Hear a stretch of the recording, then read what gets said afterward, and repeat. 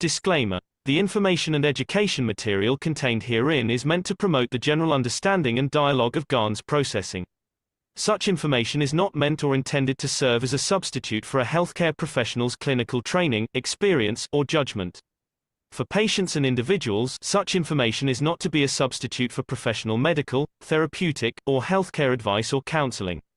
For medical issues or concerns, including decisions about medications and other treatments, readers, viewers, listeners should always consult their physician or, in serious cases, seek immediate assistance from emergency personnel.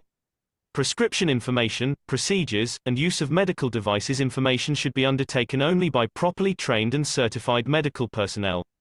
We specifically disclaim any warranties, express or implied, including implied warranties of merchantability or fitness for a particular purpose. Such information is provided, as is, and is believed to be accurate at the time of its publishing, but it is the viewer's job to evaluate the accuracy of any information found in this presentation.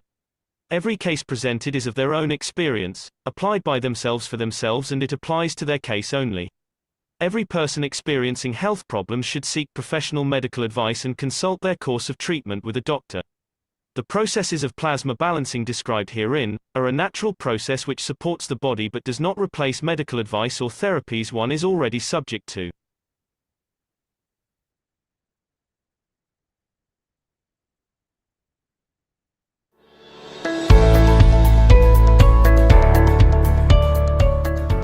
From the beginning of time, humans have always looked towards the sky for inspiration and guidance. There has been a fascination with birds, stars, gods, goddesses, and other entities which seem to exist above us, and for many humans, a strong yearning to travel into space. Man has dreamt of flight since observing space, and now it is time to become the space traveller.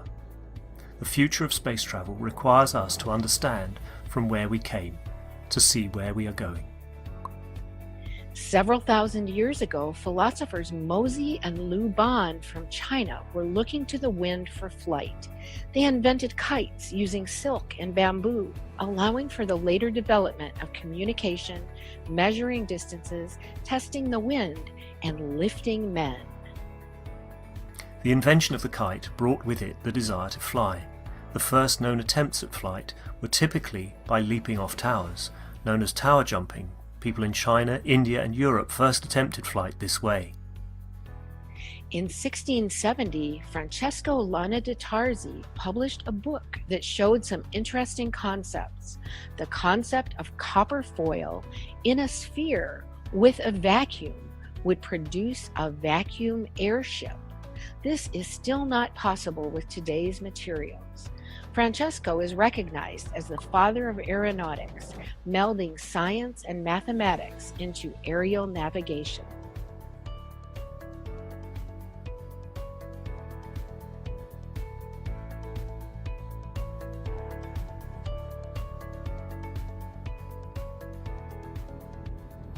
The Chinese are believed to have developed the first hot air device.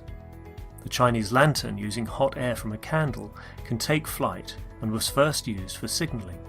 The hot air balloon achieved the first human lift and advanced to what we know of as the Zeppelin. The first attempts at flight in a heavier-than-air flying machine were made by more than just the Wright brothers. Most attempts failed, however, they were the stepping stones for what was to come later. The oldest airport, College Park, is still in operation today. Airplanes evolved rapidly through the century, from propeller to helicopter to jet aircraft, and most of that technology is used today. During the Second World War, Germany developed rockets that could go a limited distance. The basic rocket technology used then is still used today. The space race started with the Soviet Union and the USA in 1957 and led to many developments for the next step, the moon. The spacecraft assigned as Apollo 11 was the first spacecraft to have landed on the moon. The space shuttle operated at tremendous cost. Burning the fuel proved to be wasteful and dangerous technology. The International Space Station, ISS, is a habitable artificial satellite that was assembled in low Earth orbit in 1998 with the use of the space shuttle, the ISS can often be seen with the naked eye from Earth. SpaceX, as a private aerospace producer and space transportation services company, was founded in 2002 by Elon Musk with the goal of reducing space transportation costs and enabling the colonization of Mars. SpaceX reuses the first stage of their primary rocket, Falcon 9, by vertical propulsive landings. Although, up to present time, it still uses the rocket fuel burning technology. Mehran Keshe has always said, the time for burning fuels is over, but did we need to start with that technology in the first place? Ancient cultures have suggested the use of an alternative means of transportation. With reference to possible plasma technology, you can go to New York from Brussels within 2 to 5 minutes. And most of this 5 minutes is actually landing and getting up. Mehran Tavakoli Keshe was born in Iran in 1958. As the son of an X-ray engineer, he was introduced to the world of radiation and nuclear science at a very young age. In 1981, he graduated from Queen Mary, the University of London, as a nuclear engineer specialized in reactor technology system control. At that time, he developed a number of theoretical ideas related to more simple nuclear concepts and their applications. In 2002, he decided to finish the full design of his ideas about nuclear technology. This included the creation and control of gravity and energy by the use of nuclear materials in a clean and safe hydrogen reactor. Mehran Keshe introduced the concept of double magnetic fields to explain the magnetic and gravitational field of Earth. Unknown by the existing scientific community, he wrote a number of scientific papers in 2004 and sent them for peer review, such as the creation of black holes. When one of the persons performing the peer review used his information in public, he decided to draw back his papers and to concentrate further on building prototypes. Since the beginning of 2006, several prototypes of dynamic reactors have been built, some specifically designed to create hovering effects, similar to effects seen with magnetic levitation. Basic hovering effects have been achieved. 2007 brought the first flight test with radioactive material, in which the patents describe the process of the field interactions. The main patent, Gravitational and Energy System, described the initial fundamental aspects of the plasma and uses. This was followed by the supplemental patent, Microplasma Reactors, where further uses and advancements were described.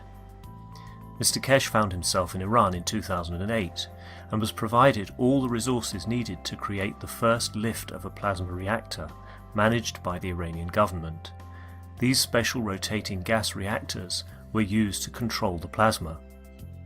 To bring a deeper understanding, Mr. Keshe released the first book in 2009, The Universal Order of Creation of Matters, which contained many new concepts released to the public. This included the PMTIC plasma magnetic fields, initial fundamental plasma and plasma dilution technology used for space reactors. The plasma technology was further developed and it manifested in weight fluctuation in a controlled environment. 2010 introduced a new state of matter called GANS, an acronym for gas in nanosolid state. The GANS produces fields to be used in the operation of the Spaceship. Advanced flight tests were performed in Iran with the guidance of Mr. Keshe and the newly designed systems. Mr. Keshe tells us you can't bring all the doctors with you in space. Medical research advanced in 2010 and is still being explored daily all around the world. The Keshe Foundation has provided knowledge for dealing with many medical conditions in space. A great example of plasma technology used for peaceful process is the capturing of the USA drone over Iran in December 2011. This drone was touted as one of the most advanced drones of its day, and was caught by Iran using plasma to disrupt the communications. Plasma absorbs fields, and the drone uses radio fields for piloting, a natural aspect of the plasma. a barrier of fields. Book 2, The Structure of the Light, was released in 2011. This book brought forward the understanding of the structure of light as a cylindrical plasma where the light is in possession of all magnetic field strengths. Book 3, The Origin of the Universe, was published later in 2011.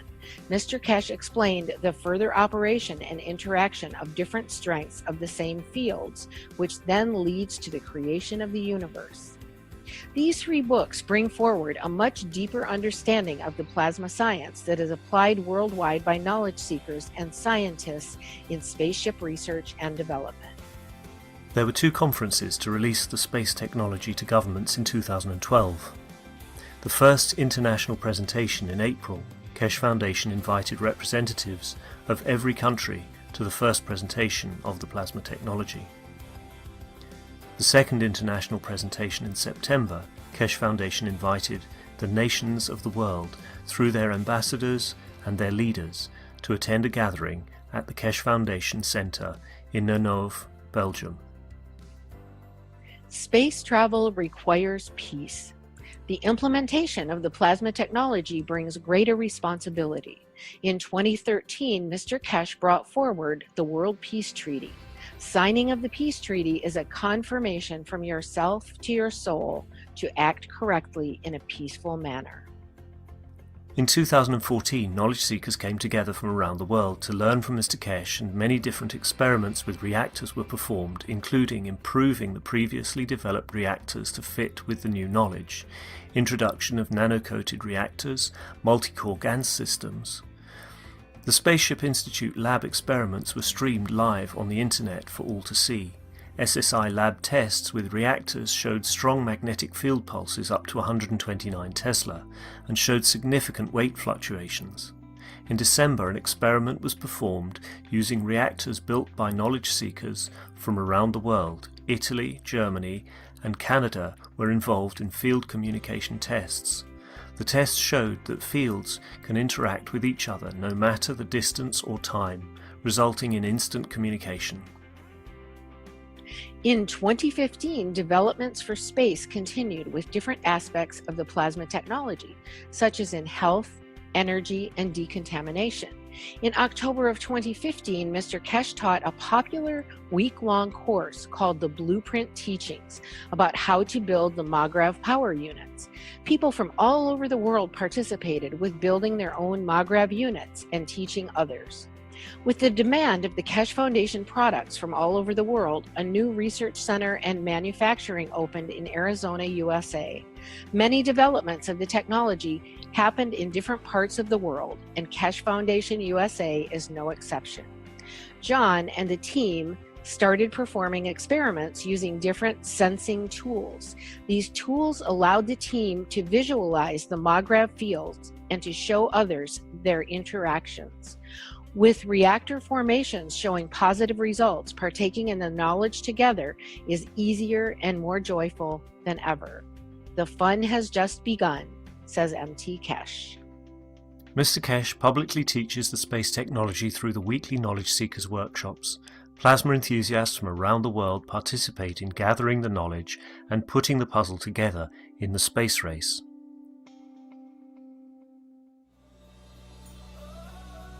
All people, irrespective of race, nation or religion, are invited to participate in the exchange of knowledge, thus assisting humanity to live within the ethos of the universe. It is recognized that international cooperation and peace is a prerequisite for mankind to journey into deep space. Individuals and nations are invited to come together in the spirit of collaboration and unity to enable peaceful application and the use of plasma technology for space travel, food, agriculture, energy, transportation, health and more. We are excited to release the Keshe Foundation Spaceship Blueprint to humanity.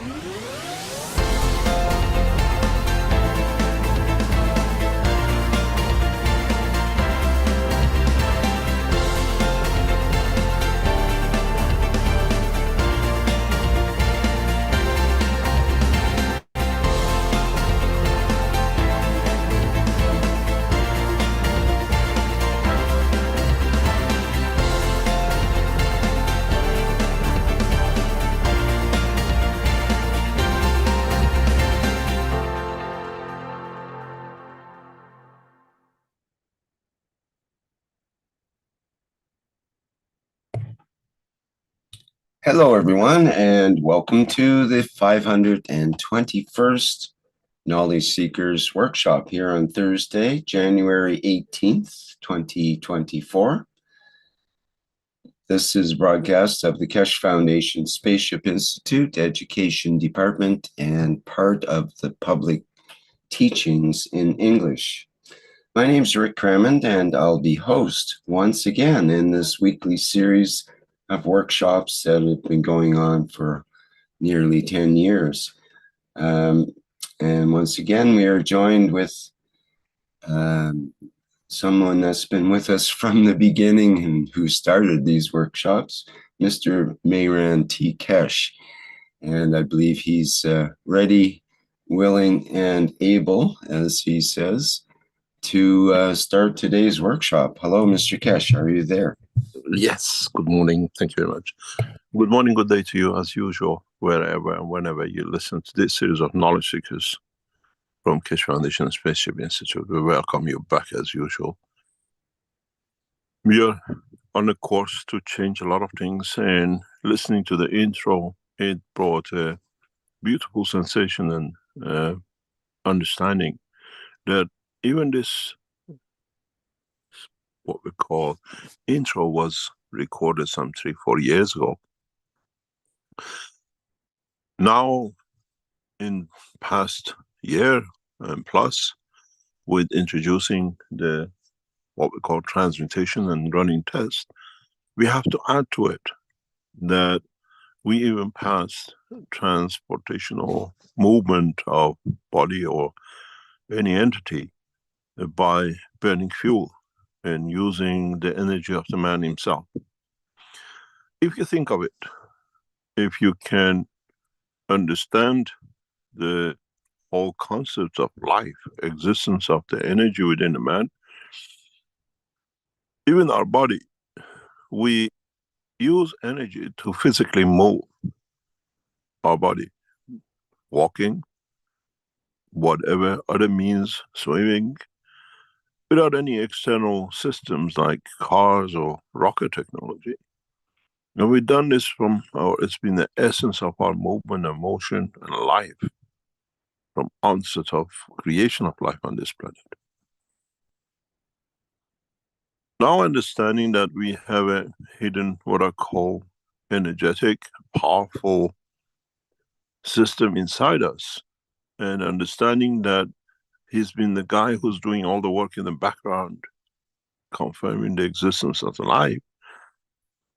Now we are moving to use that method of system or that type of energy to move the body without the physicality.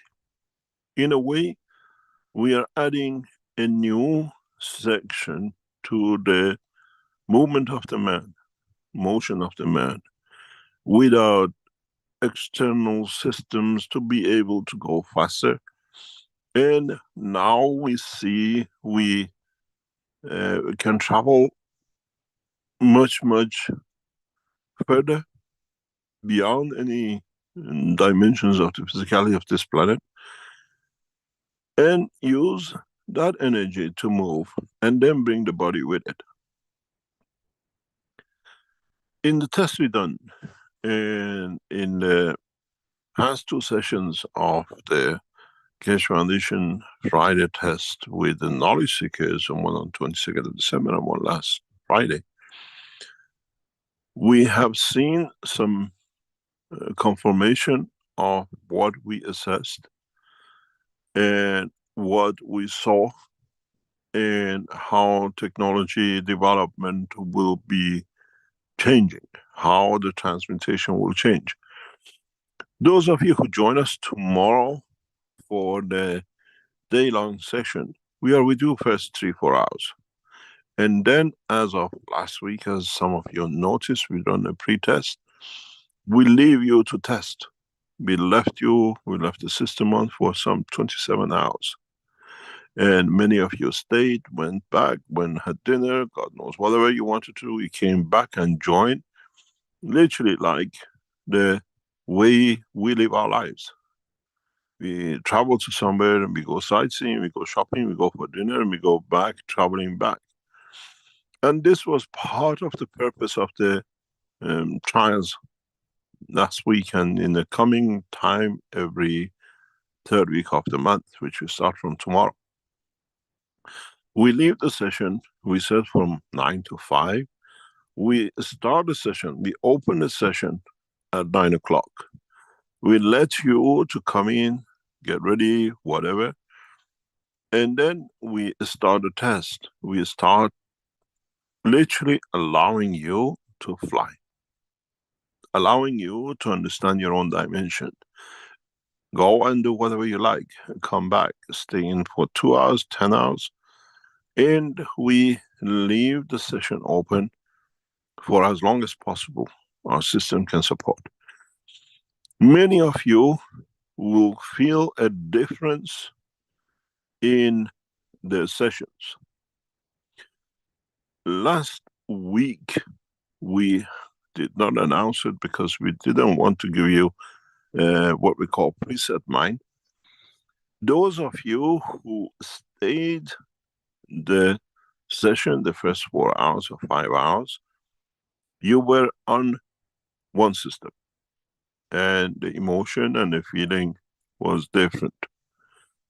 After 5 o'clock, 6 o'clock, those of you who stayed again behind, you felt or you got a sensation or whatever of different type. To you was a different, what we call emotion or sensation or feeling. But to us, we moved the whole system of our transmutation to space travel system. As you're aware, we have developed a new space technology and we moved you more or less 1 century forward in the second part. And it'll be the same. This week, you will fly in the old system on Friday. And the following weeks, we do not tell you, but somewhere in between or whole day, you travel with a new system. These systems are developed to bring transmutation much closer, much more under control by you, and for you to be able to transmute. This technology is not open to public. This technology never been disclosed by Keshe Foundation. Systems have been tested and new systems will be added. And what will we like to do with you who join us in the session tomorrow and thereon, to respond back to us, right back to the foundation, how you felt. We don't want testimonials going for pages and pages. Anything more than 1 paragraph, it'll be too much. What you felt, what the sensation was. Did you go anywhere? What did you do? You got to understand a very, very big and important change. And in a way, you live that life. You live that parallel life. You get on a plane and you go to a new place. You get in your car, you go to a new scenery. You get in your car, you go to a new shopping center. You do not know what you'll see. When you come home or when you go back to your country, you tell people what you saw. What was it? What's new in the shops? And they accept it because they know you travel. Now we have to learn the same thing. There's no difference that you go with your energy, inner energy you call soul, to shopping, to go to another planet, to go to another position. This is one of the biggest problems with the knowledge seekers and people who go through this process. Now we have to learn, it's not a dream, it's a reality. Up to now, you get on a bike, you got on a car, you got on a jet, and some of us been on the rocket and been to space, and they say they've seen this and they saw that in the sky. and we accept it because we know they win with the system we know. Does it matter if you tell somebody how beautiful the what we call Black Forest in Germany is, or how beautiful the Northern Lights are, if you went with a car, you drove there, or you went with a jet? It's just because you've been there, you explain it, and they accept it.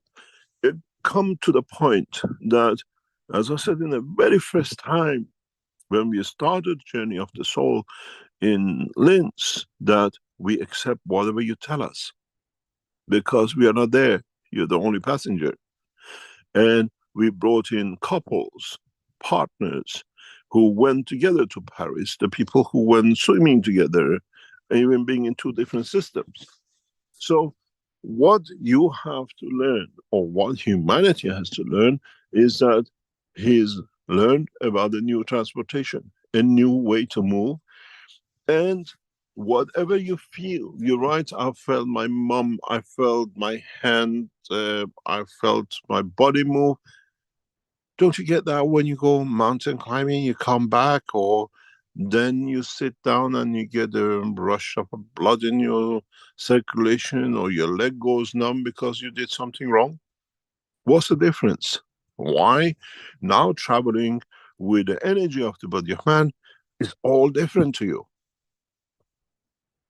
It should be no difference. And this is what all this teaching is about. To bring it for you to understand that you have a new transportation system. We call it transportation because one is called the plane, one is called the rocket technology, one is called the car. Now you transmute through energy. And this is part of what you have to realize. This is a part I ignored. I called it a sleep. I called it a dream. Now I know where they took me when I was dreaming. And now I'm in charge of it. I can control it. It has a lot to do with me, which I never knew. It's like what I said once to one of the knowledge seekers. It's just like putting you in a car and taking you around, just showing you, and you don't drive. You're a passenger in the back seat, and you see the scenery. And they tell you, this is this city, this is this building, this is this whatever.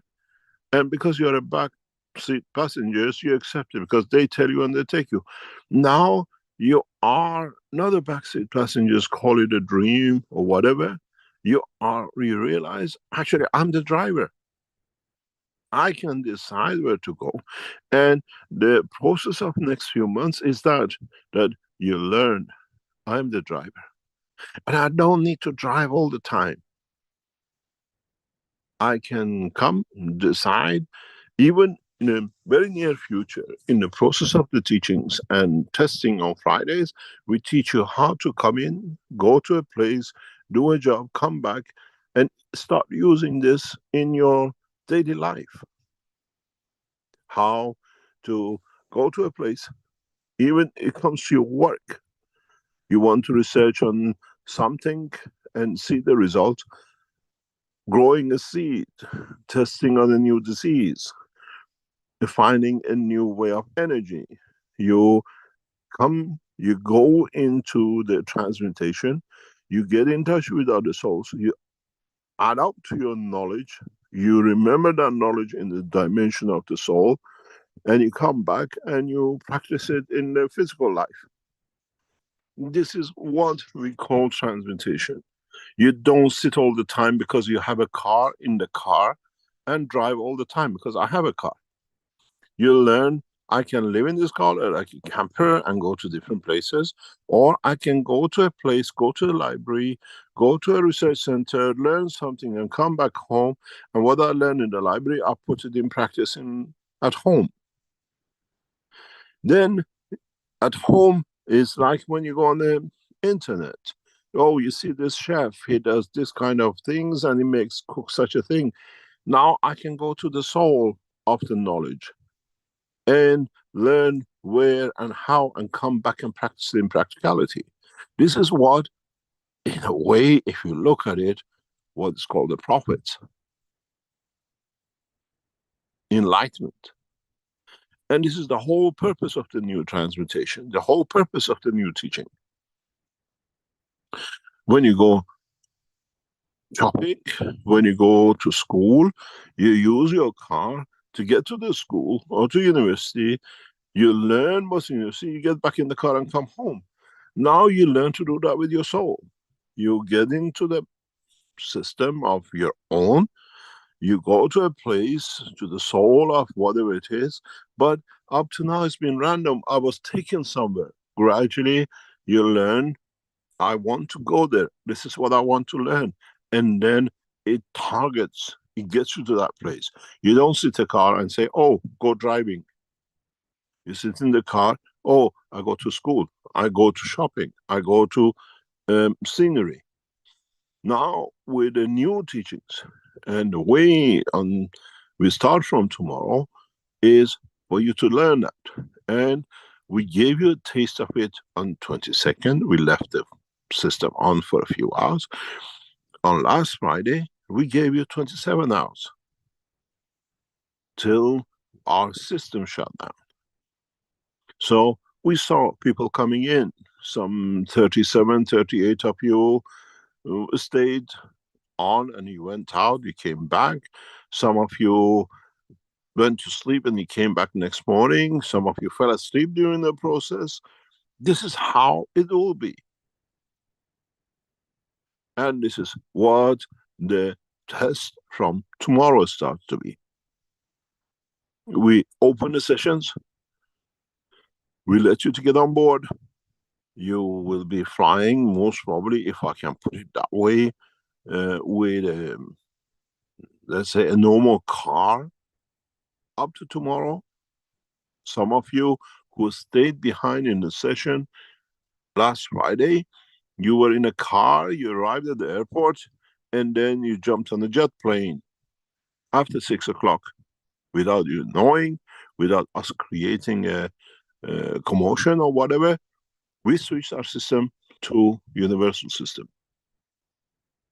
And I came in during the session later on to ask if anybody felt anything any different on Saturday morning, because there were still people on the session. And 1 or 2 people answered because they were not expecting to communicate on the chat side, expecting somebody to come and talk. My job is not there to come and talk and disturb the others who are traveling, but leave your chat lines open when you're in the session, because a lot of things will happen in the background in the chat that doesn't disturb the others. We want to know how you travel, what it is. Don't write what I call a puzzle. Where you are, I'm traveling, I'm with my uncle, this is what it is. I'm seeing a scenery. We want you to start understanding a new transportation system.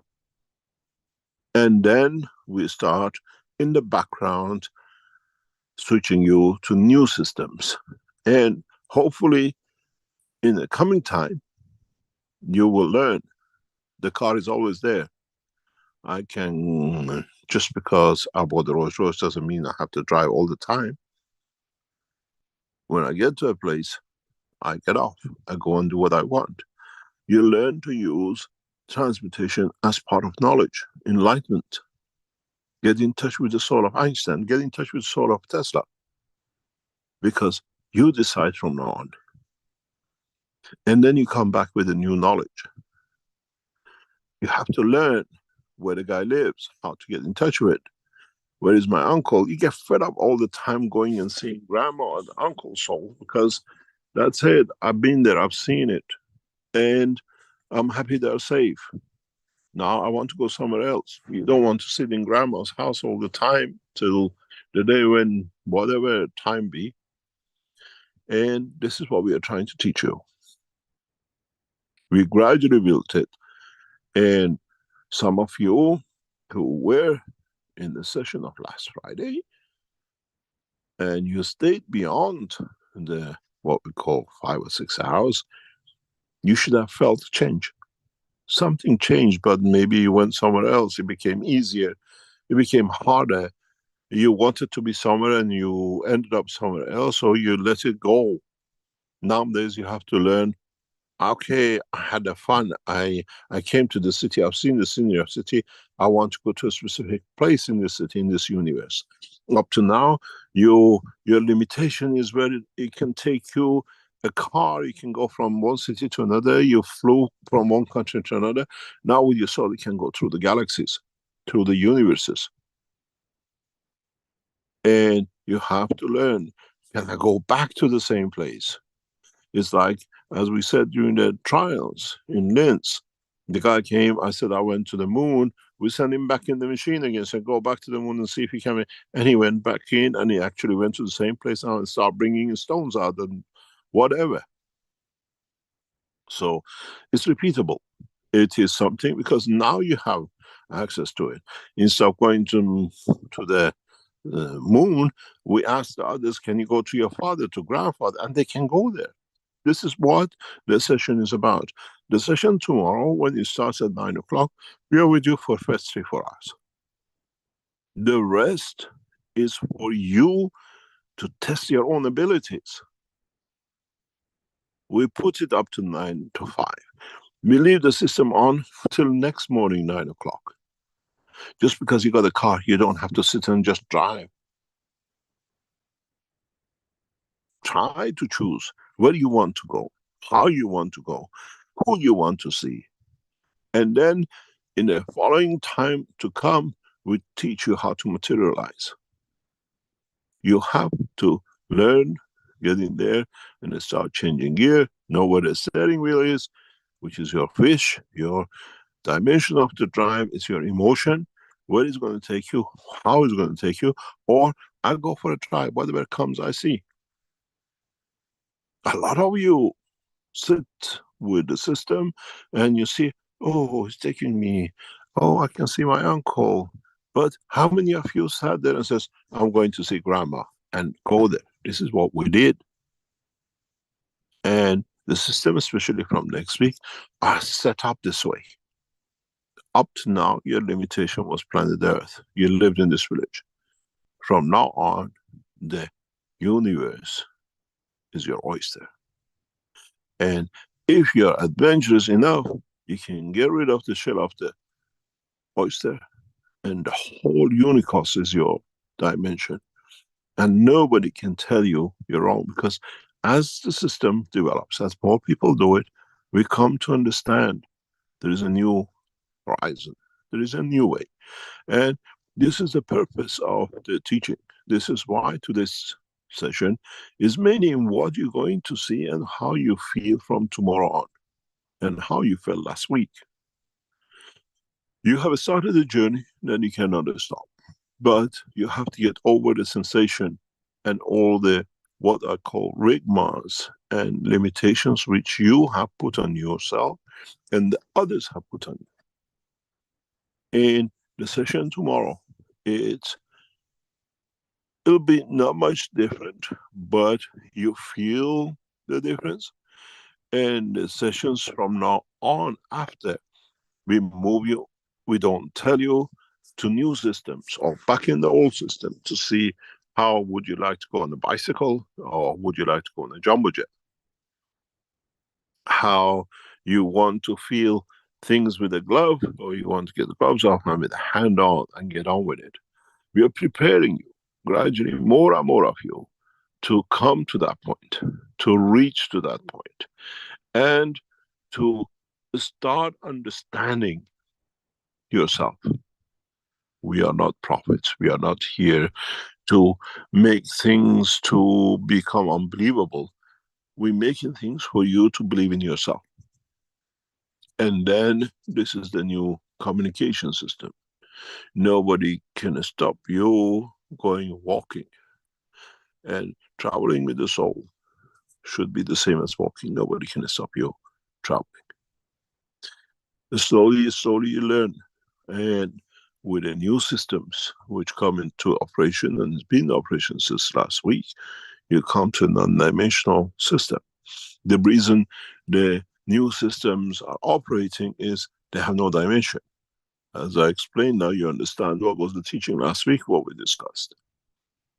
we put you in the same position as emotional life, energy fields, which had no dimension. As I said, the technology in the hand of the Keshe Foundation is reached in such a position, so far beyond the present understanding. But those of you who stayed after 6 o'clock, for the first time, you entered the zone of no dimension, like the star. The sun has no containment, and is a field without containment. Our knowledge and technology has reached that point. And some of you who stayed on, some of you could connected through that system. We moved you without you knowing from what I call a car into a spaceship. And the system, the technology, the development of technology from now on moves to that dimension. And when you travel, when you see something, when you feel something, it's not what you felt, it's what you've done, it's you. And gradually you have to learn, is my soul, has no dimension. And now it lives, it moves within a system which has no dimension. We watched how the system changed, affecting other system, affecting itself.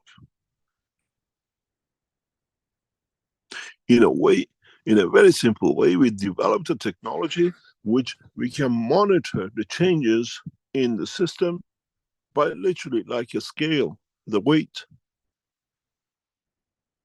We know who's getting on, who's getting off, and gradually we become so good at it with developing new systems that millions of people can get on and get off and do whatever they like with it. And for the first time last Friday, some of you became true passengers of the universe.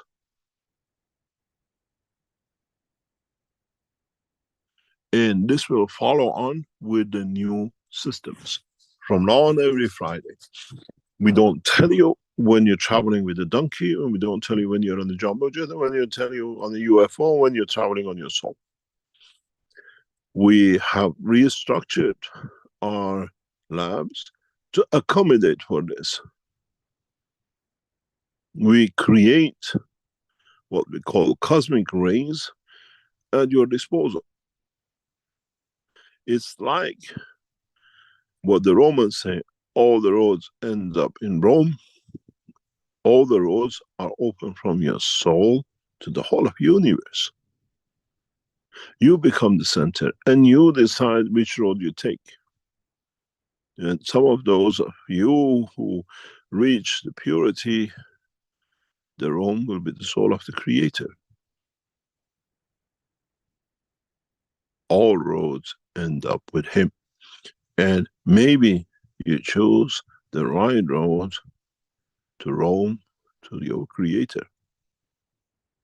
There is no limitation from now on whatsoever on human race not to achieve and not to get to its Creator.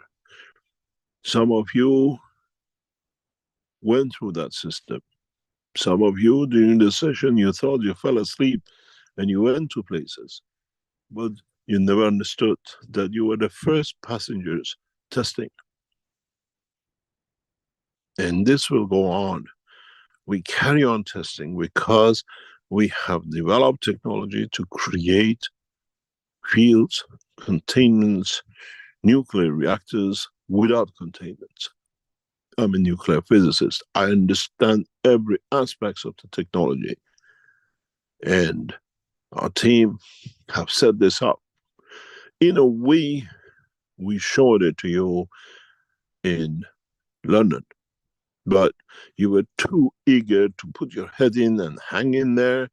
You missed the main show, which was standing behind you on the stand. Now you understand how much the intro and being advanced to be has need needs to be adjusted, maybe added with another intro to transmutation.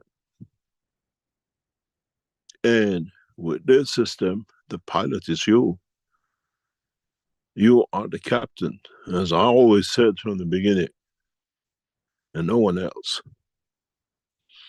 And the more you learn, the more you join the systems development, you learn it and you do it. And it becomes more and more applicable in your life. Just because you go shopping in the supermarket, you don't spend the rest of your life in the supermarket. You do your shopping, get back in the car and you go home and you cook with what you shop. Now you go on the shopping of the universe, and the supermarket is the knowledge of the universe. Where you want to go, what you want to see, what you want to learn. Gradually you find out, did I go to the right supermarket? Did I buy the right products to make what I want to make? And if not, you go back in the car, you go to another destination. You see what you can shop from another supermarket that might be part of the main ingredient. But now you go to the soul of the creator, you go to the soul of the scientists who invented, you go to the soul of other scientists and knowledgeable people of the universe, and you come back, you learn from there, you park the car, you get out of the system, and you make it. And they say, oh, the guy is a magician, he found something new. But now you learn and you teach the others the same. The minute you stop teaching is the minute when you receive it. This is the whole purpose. You cannot choose. You teach your knowledge and you learn from it to convey and transfer that knowledge. And the way you explain how beautiful the place is, maybe some of you become good enough in the future that the images you see in the universe, nowadays you take a picture or you open a camera and they see on the video what you see, you connect through the soul. And through that soul, you show your partner, where I am. Would you like to join me? And through the dimension of the field of the soul, you entice or you share. This is how Mitra brought the creator to earth. He didn't take his hand. He conveyed the emotion and understanding of the fields. And you're learning what Mitra, what the creator communicated and fell in love with this planet. And this is your job. And all we do from now on is to open that door. To see how you will go. We move the 9 o'clock time tomorrow to the following weeks, maybe to 12 o'clock, to 5 o'clock, that the others will have the benefit of the day the way you did. Not everything run by this European Central Time. The following week, we move it to 12 o'clock. The other week, we move it to 3 o'clock. That the what we call the American continent or the Chinese can join in and stay in longer. We are one planet. We have to accommodate all of us. And then you learn how it is to travel by the soul when physicality is tired. Did I dream? Did I fall asleep? Or was it my daytime? And I went through that reality. You have to learn. You have no choice if you join us to take that path. You decide to go and see the soul of Christ. You see the Christ you believe in, not necessarily the Christ that ever existed. Because this is the emotion you want to see, the beauty to the expectation of the soul of physicality. You have to learn this gradually. You have to understand. You have, as I said, no choice. You have boarded a ship. You have boarded a vehicle, which is you, and you cannot run away from it. In the coming weeks and in the coming teachings, we will bring this in a more elaborate way for you to see and to feel.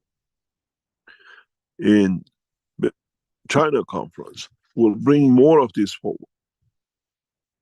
in understanding yourself, The whole true space flight, traveling beyond the dimension of this planet, has already started. And many of you have made that journey without you knowing, and you called it a dream. I went there, this was this. I was swimming in the water, but it wasn't a water. That wasn't a dream. You went to a new place with your soul. And the way you registered the images in your dream, now you're registering your soul images on your physical body. But this time, you are present. This time is not called a dream. The physicality hasn't left. You still register everything on what are called memory disk of the brain of the man. And then when you come back out, you write or you tell people, oh, I've been here, there. But they learn, oh, she's going on a transmutation. She's not using the car. In a coming time, in a very, very soon coming time, in the next few months, we even teach you how to transfer energies back to matter state. For example, you go shopping in supermarket, you take a bag of sugar, you take the essence energy of the sugar.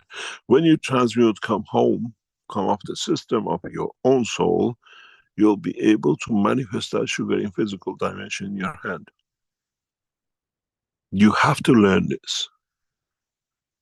This is what you call up to now a dream. And you have to gradually understand how to transfer energies into matter state. This is how we will feed a spaceman in the space. You want a fish and chips? You can come back to Earth, go to a fish and chip shop, take it and take that fish back up with you on the moon and have a fish and chips on the moon if you are in a physical condition to a matter state that you can enjoy its physicality. This is not a dream anymore. This is you going to the next step. That's why I said the teaching will never stop, because after that you learn more. Transmutation of the soul of physicality is one of the things in essence of energy. As you know, we brought systems from Austria to London for demonstration. They were tested, they were run before they brought. They were set to run, to test if it runs, it works, and create the soul. I was talking yesterday to the knowledge seekers who brought the system through channel to England. And they tell you what happened is that in London, in England, they had to go through a tunnel. This tunnel is created by the British government to feel if there are any, what we call, people hidden in the trucks, in the cars, immigrants trying to come in through the back door, or you're trying to smuggle a cat or a dog. Apparently it's 10 meters long and the car just drives through it and they sense the feels of the system if there's a life in it. And our knowledge seekers tell us that the authorities of the British government stopped the car. They said, you're carrying an entity. We think you're carrying a dog or a cat or somebody in the car. The energy of the system was felt by the system developed by the British government to send souls, physicality, which this brought to us, as I was explaining to knowledge seekers. We have reached the dimension of the creation that even the system of the man can detect the energy of the life. We had the same thing in European Parliament when the first parachutes were put through the system by Dirk. And they said this is like Semtex, it's a natural product. For the first time, the authorities confirmed to us that they can feel life, existence. Then they had to explain to the officials that this is a system, new system, which creates the condition of life. And this confirms our system have a soul. And this confirms that when we allow you, when we set up the systems, like sessions you go through tomorrow, through our system, you're dealing with a live soul of the universe within the system. And it's interesting that how we take this further. How, when you arrive at the airport, the government says there are so many souls. Who are they? You don't need to change yourself into the physical life. They know on this ship there's 10,000 souls and lives. And as this was coincidental, but has brought a knowledge much, much further step into understanding how to extend this to open a space. Then you understand when you got into the systems in lens, or when you go through the headphones, how close you are to the reality of the creation. How you're part of it. How a system which was run for a few minutes to structure it, to be able to show it to you in London, has already created this soul. It shows how advanced our technology is and how much we have reached the point of what I call new space technology. As our knowledge seekers were saying, they had to get out of the car and they could see energy fields which confirms there is life. And there was nothing but systems in the car. If authorities and the system made by man can confirm the existence of a soul, a life, does not mean life to us needs a heartbeat anymore. It means the soul is created and the soul confirms its existence.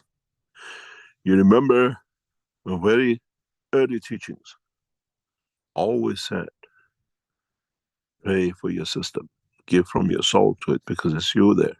Now we see the soul exists. We have the confirmation of it.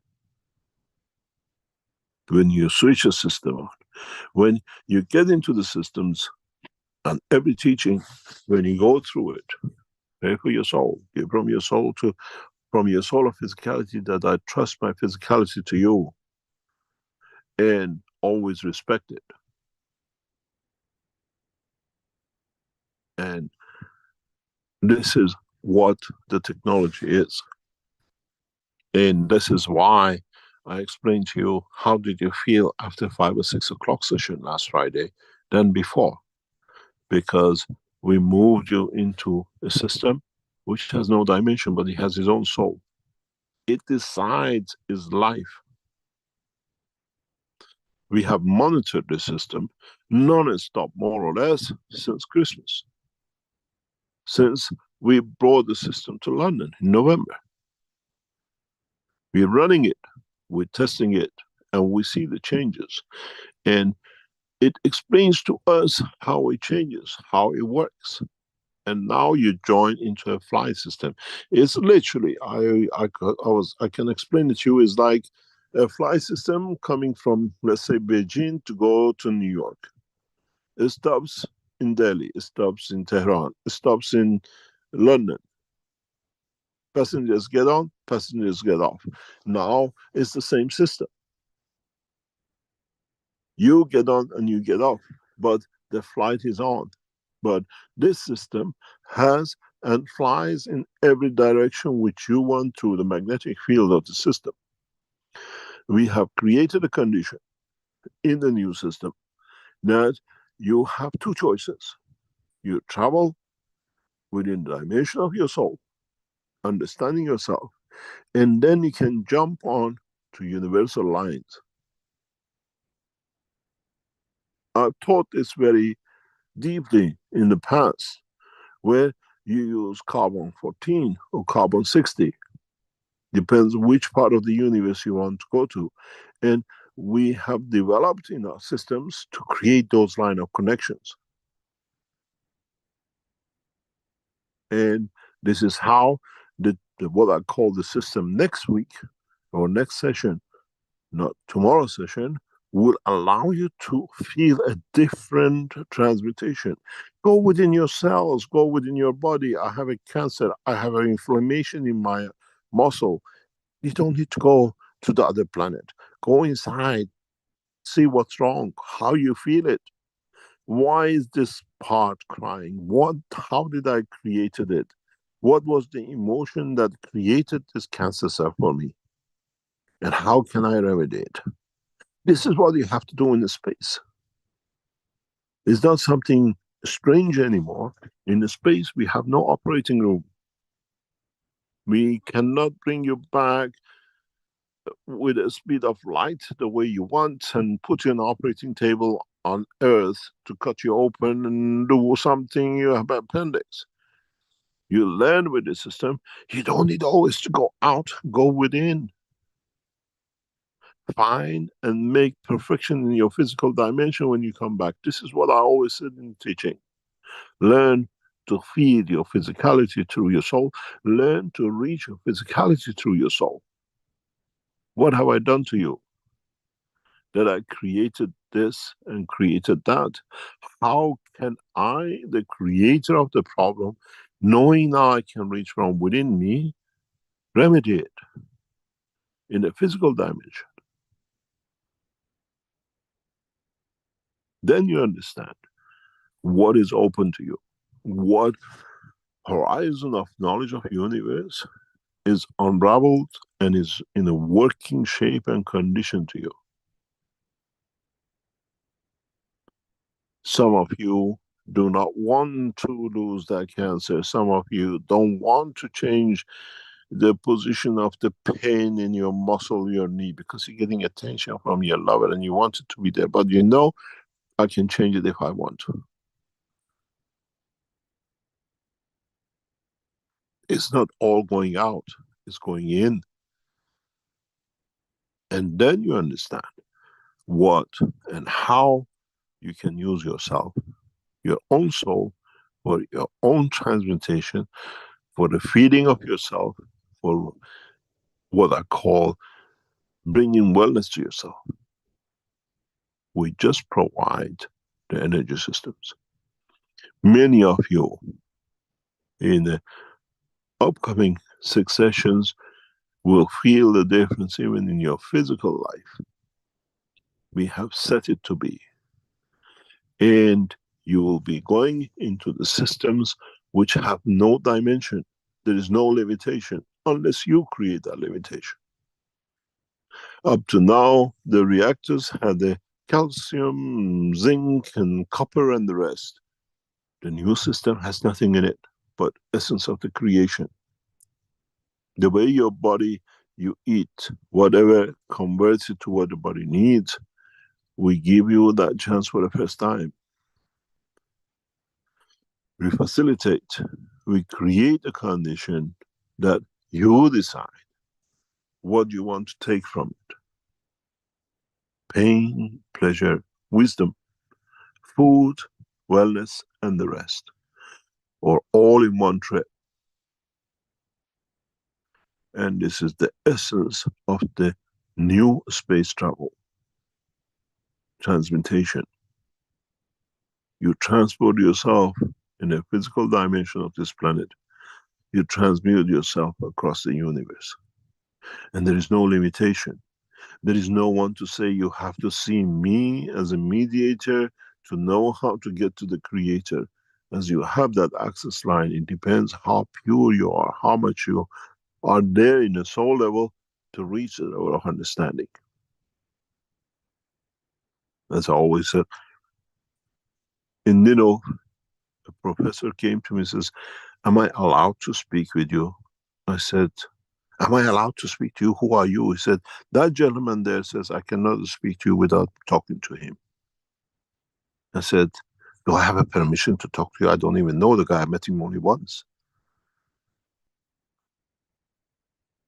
That is you who decide where the limitation of knowledge, understanding your creation, understanding your creator, and then you come back to the very cultural dimension of physicality, and we'll see new stories, new chapters of life for man will start. As I said before, and I said many times, we respect what you say because you are the traveler. And if you've been there and you enjoy it and you can repeat it going back there again, this time you open the dimension of the soul of your connection to me, and I see what you see. This is how you, as a family, you travel. Nowadays, you get in the car and you fly somewhere as a family to see Paris, London, or God knows, Northern Lights. Now you travel with the soul, with your friend, with your partner, with your family, and you all travel with the dimension of soul. And when you come back, we go back to the dimension of physicality, you still speak. You remember that light? Did you see that fall? And you all confirm because you all been together with it.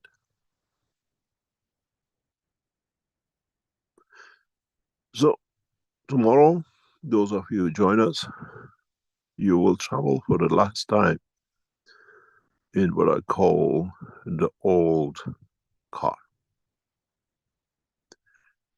Next week, those of you who join us, you travel in the latest flight system available today to man. Hop on board, enjoy the journey, and don't put it down and go on a free, what I call, flight of fancy. See if you can dictate the position. See you can dictate the knowledge you want to gain, and see when you come back how much of it you can put in practice of physicality, and then you learn what the messengers of God did in the past.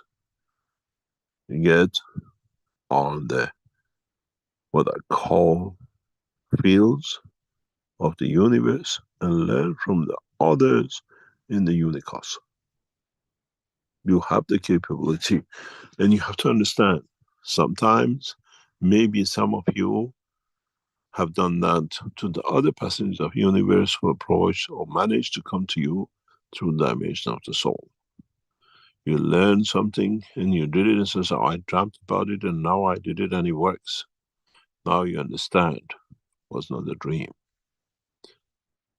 In fact, you work through the dimension of your soul. I hope many of you will enjoy the sessions from now on. And I hope you learn to be you, and you start the life, a new life. And if you stop teaching, you stop that process. As you teach, the more people you teach, the more people you bring in to understand the dimension of the soul, the more knowledge you receive. And then life becomes a beautiful cycle. And learn, teach yourself how not just to be a joyrider, but to be a student and learner of the knowledge of universe. And see how much of it you can bring back and convert it in a physical dimension. Go out to a restaurant, you sit in the car, you go and eat, and you come back and you feel fed. Try to go through the sessions to the energies you need, what I call the restaurant of the universe and unicos. Take the energies and come back and see if you feel full, you don't want to eat, or you would like just to have a dessert and have a piece of chocolate after you came back because you had a full meal. And gradually you learn to become citizens of universe. You don't need to kill to feed yourself. You don't need to steal, and you don't need to go alone.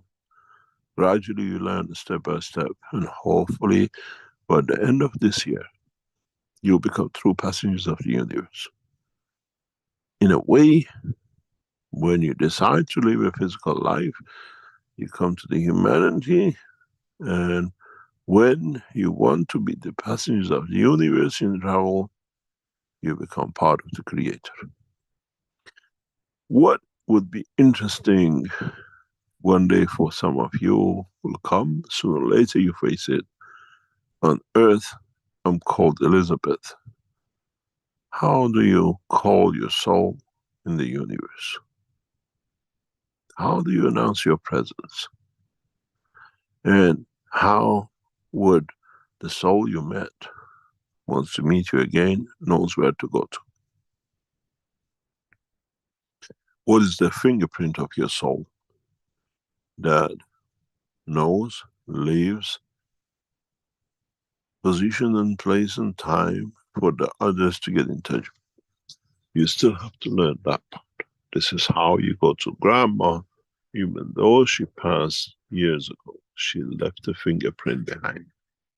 A code to approach, a code to be in, and to meet. The true journey of man to become part of the universal community, in reality, in the first flight test, was done last Friday. And now we open this door more and more for those of you as knowledge seekers to be able to come. And you will see many of you who take this journey will bring new knowledge. And new sciences, new technologies will emerge from those who take these journeys. And it's very much like you go from one city to another, one continent to another, you see new things, you put it in your suitcase, you bring it back, and you show it, look, this is a new technology, new system, what it can do. Now you bring technologies and knowledges of the unicorns. And as all the world leaders in the past 2 or 3 years talk about the emergence of the new technologies will change man, this is what they talk about. Because as leaders, we trusted with their soul, and their soul knew a change is to come. They talk about it. Now we'll see emergence of the new sciences from the universe and unicorns, not from humanity, which will change the governing, will change to understand, and bring that promised time of change. When you don't go shopping to the supermarket down the road, you go shopping in the supermarket of the universe. Be it for knowledge, be it for beauty, be it for feeding your physicality. We come to it step by step, and as our knowledge seekers understand to develop the new systems, we'll see new dimensions. And maybe by the time we meet in China or in Tehran or in Washington, more and more of you will transmute to be there, and you learn how to go transmutation and transfer back to physicality. The only limitation is your fear of the truth, and the only limitation with you is the limitation of your own understanding. We make every facility possible for you to be able to make that journey and bring the change we promised. And some of you took that journey last Friday without knowing. Thank you very much for today. And as I said, we prepare you for what is to come, what is being part of, and what is to be part of. And I hope as you enjoy to travel with a car and you get flight, now you enjoy to travel with your soul and understand its reality of existence that you ignore to exist. Thank you very much. Rick, if you can take us to a break and we come back. Okay, will do. Thank you, Mr. Keshe. Get my screen up here. Okay, as our halfway break and the 521st Knowledge Seekers Workshop. We'll be back in a few minutes and continue with questions for Mr. Keshe. And our attendees here have the option to put up their virtual hands, and you can ask a question personally. And others in the YouTube chat can post your question there or in the Q&A in the Zoom. Okay, be back shortly.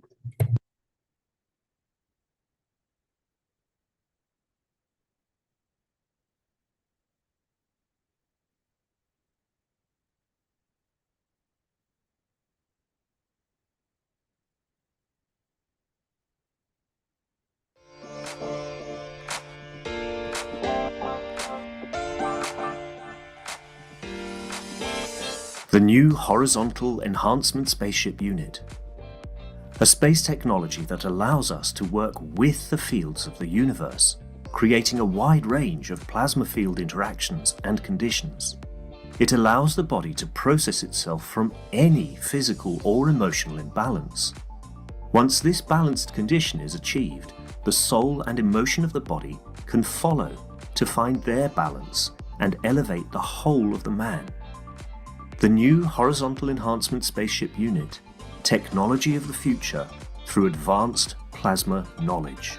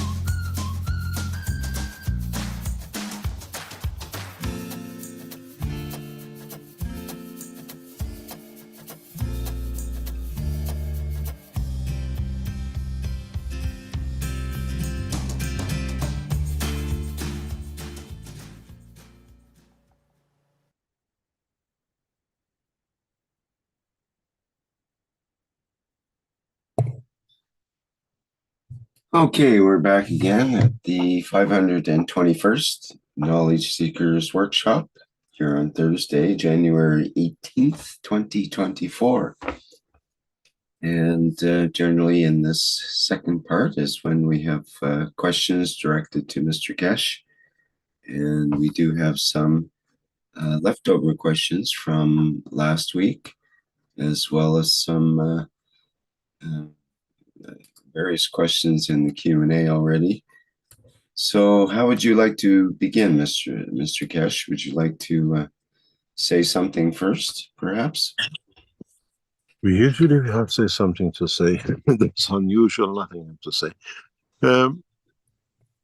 As many of you are waiting for announcements for the conference in China, we'll know more in detail by next Thursday teaching. We announce fully, hopefully.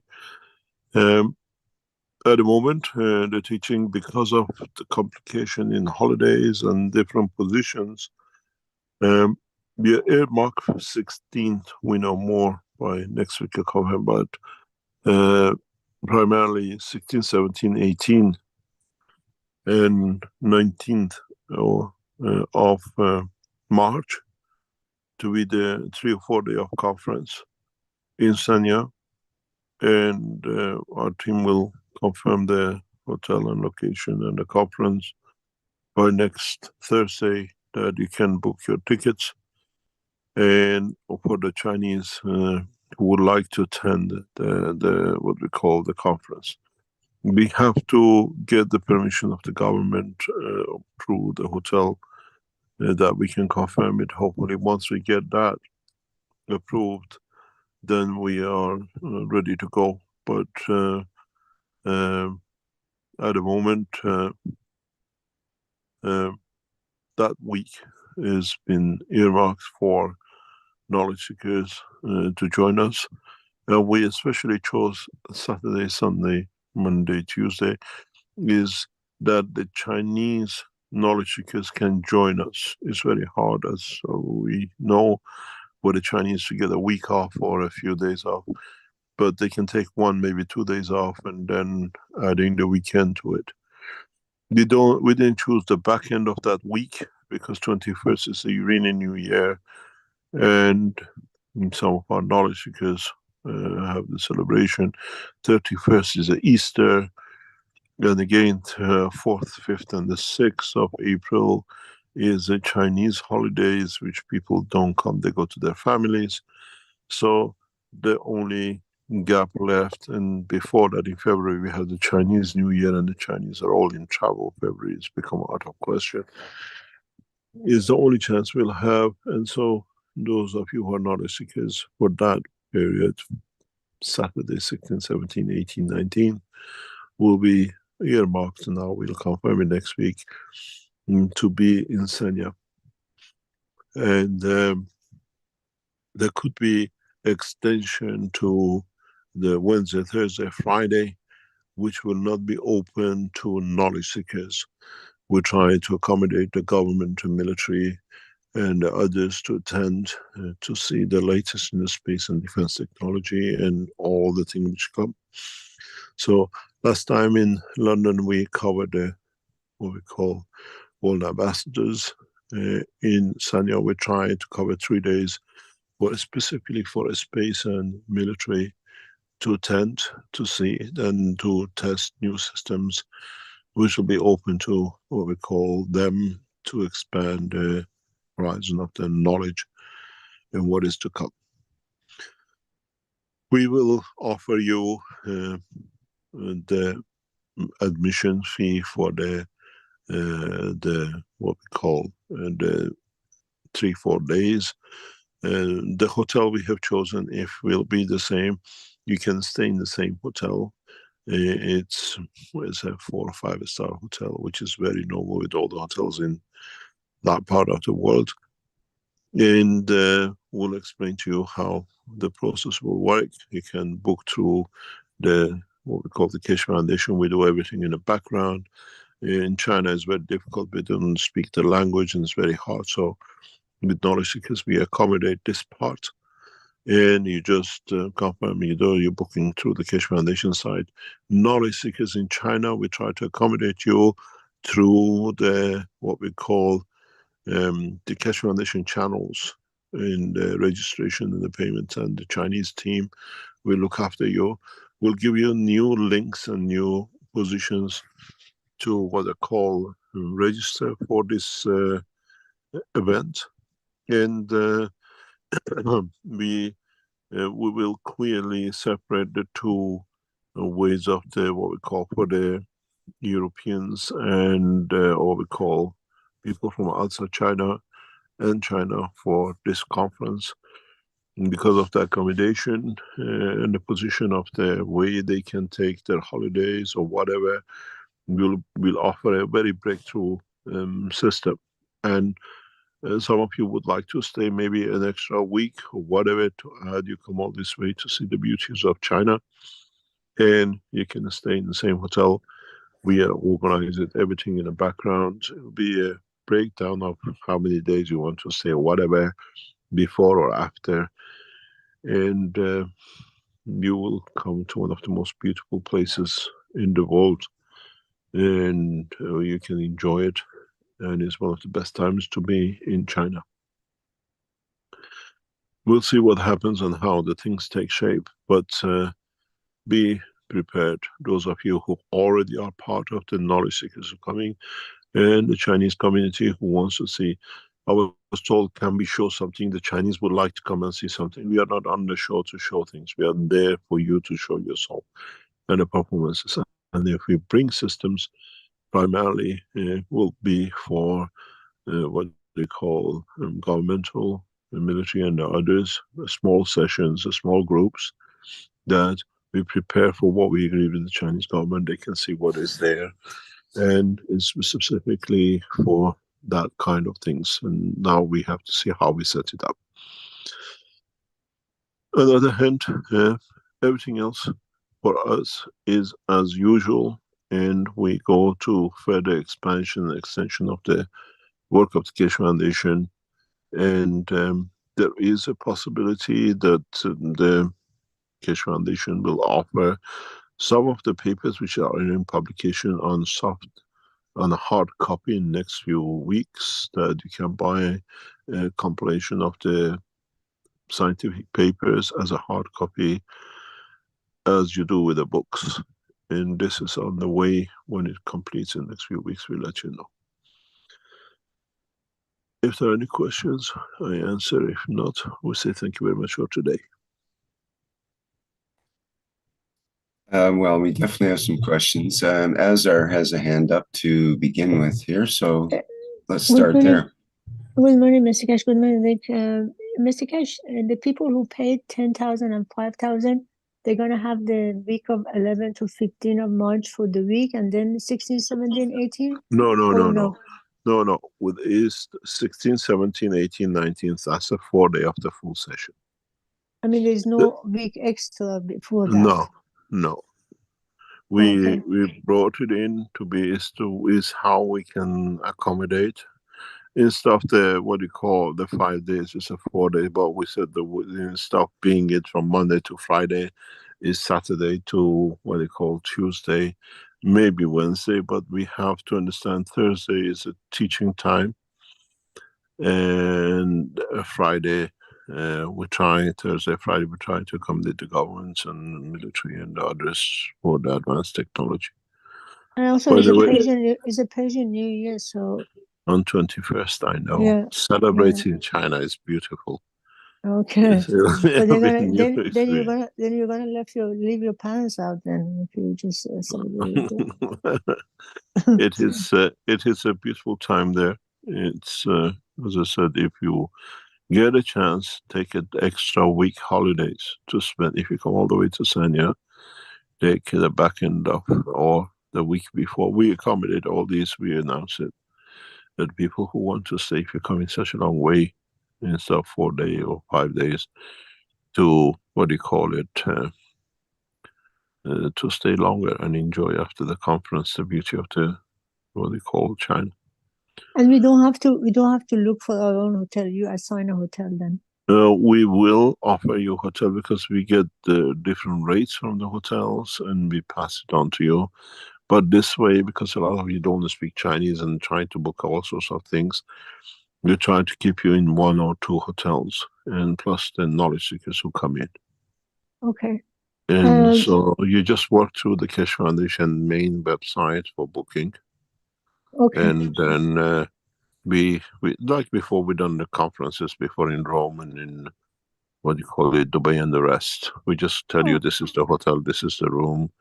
And you just get to the airport and we try to assess how you come in and if we can get some of you shifted directly from the airport to the hotel.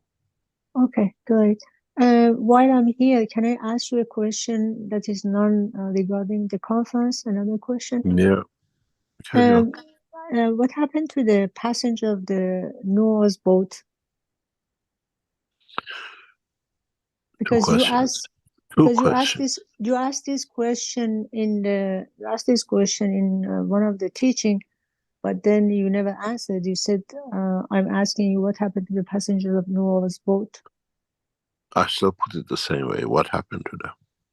You're the traveler of the universe. Now you know how they traveled. There are a lot of things. Where did they end up? Where did they end up? You were asking that. Can I ask you a question? Sure. Or can I put it to you a different way? With the knowledge you have and how much, especially in past few weeks, we have thought about the religions. and different path of beliefs, and what is reality and what is made up. Do you think the passengers of Noah boats, did it exist as a boat, or is it the planet Earth? Or is it a mystery? Did it ever existed? Or this is how it could be framed to be, and it become a belief because it's in a book that nobody wrote, somebody thought, put it in writing, and now become the book of God.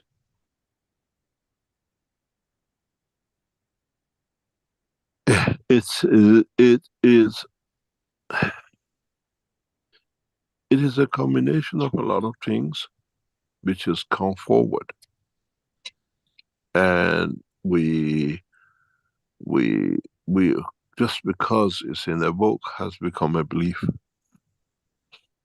I'll tell you something, we're coming to the new Iranian New Year, and deep inside we are all Zoroastrians, we come from land of Mitra.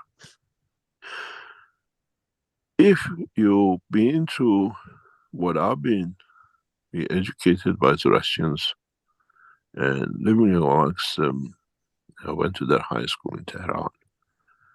And knowing a little bit, you can never claim you know everything, about the culture of Zoroaster during the time of Hakhamaneshi. And you transfer that into the Islamic world of today.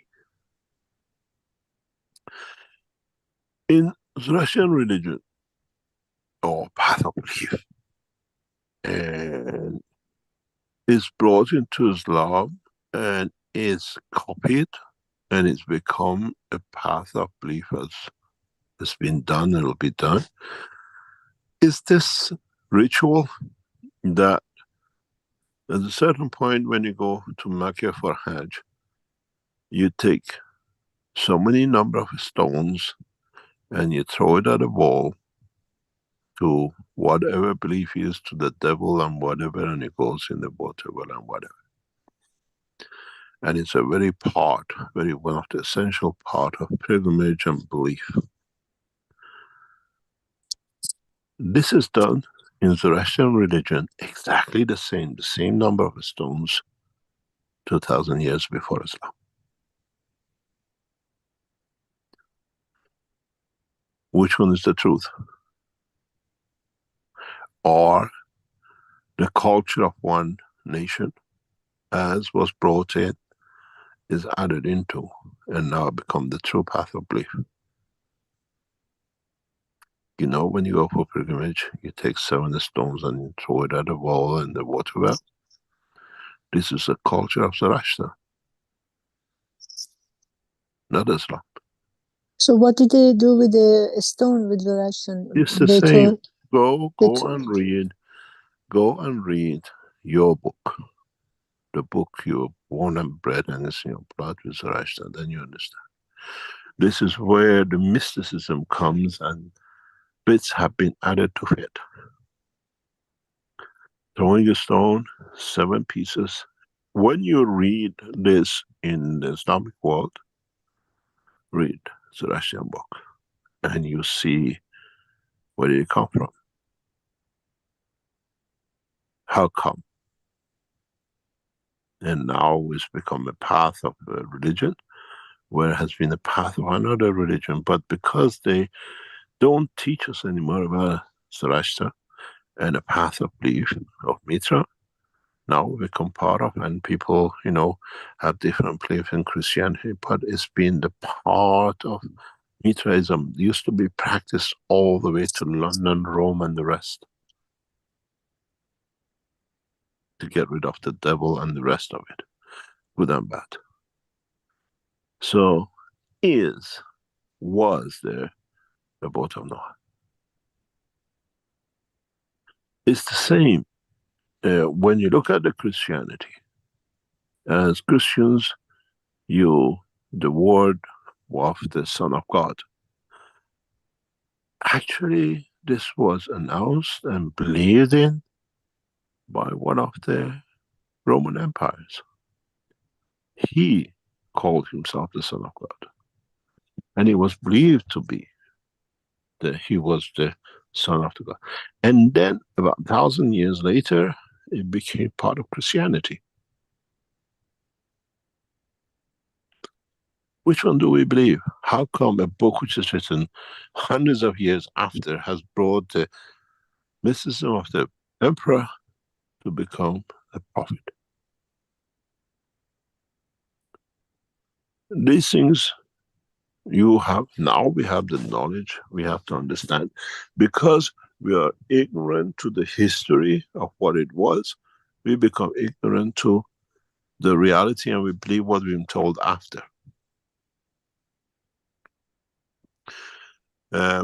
It's like they call it the Christ was born by a Virgin Mary.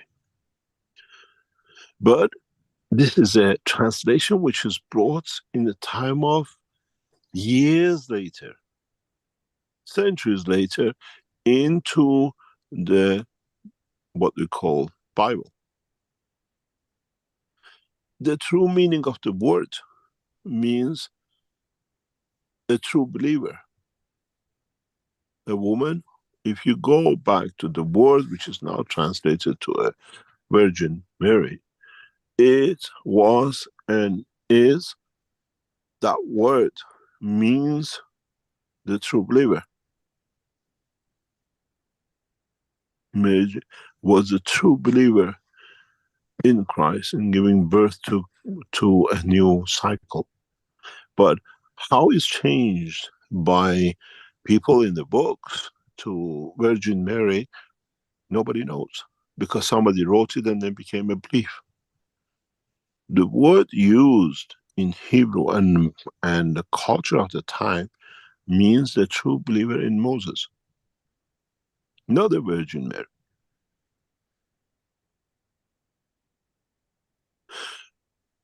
Now you understand how much we accept it. Was there a boat of Noah? Or was there a boat that there was a disaster, a guy took his animals not to drown, took it across, and now became boat of Noah? Well, Mr. Keshe, I thought No. maybe Let me explain to you something. Boat of Noah could exist. In a way, it's a true way. There is a possibility historically could exist, but not the way we see it. We have to understand how Mediterranean got flooded, how we got into Mediterranean time, and we got the cities which came from it being under the water and the rest of it. Historically, there could have been villages who, through the flooding from the Atlantic coming into the area, raising the water level, which was below, up, and a guy got his animals on a boat and managed to get, and it became the boat of Noah. It's very possible. Historically, it's possible. Now we know geological changes on the planet Earth at that time. So,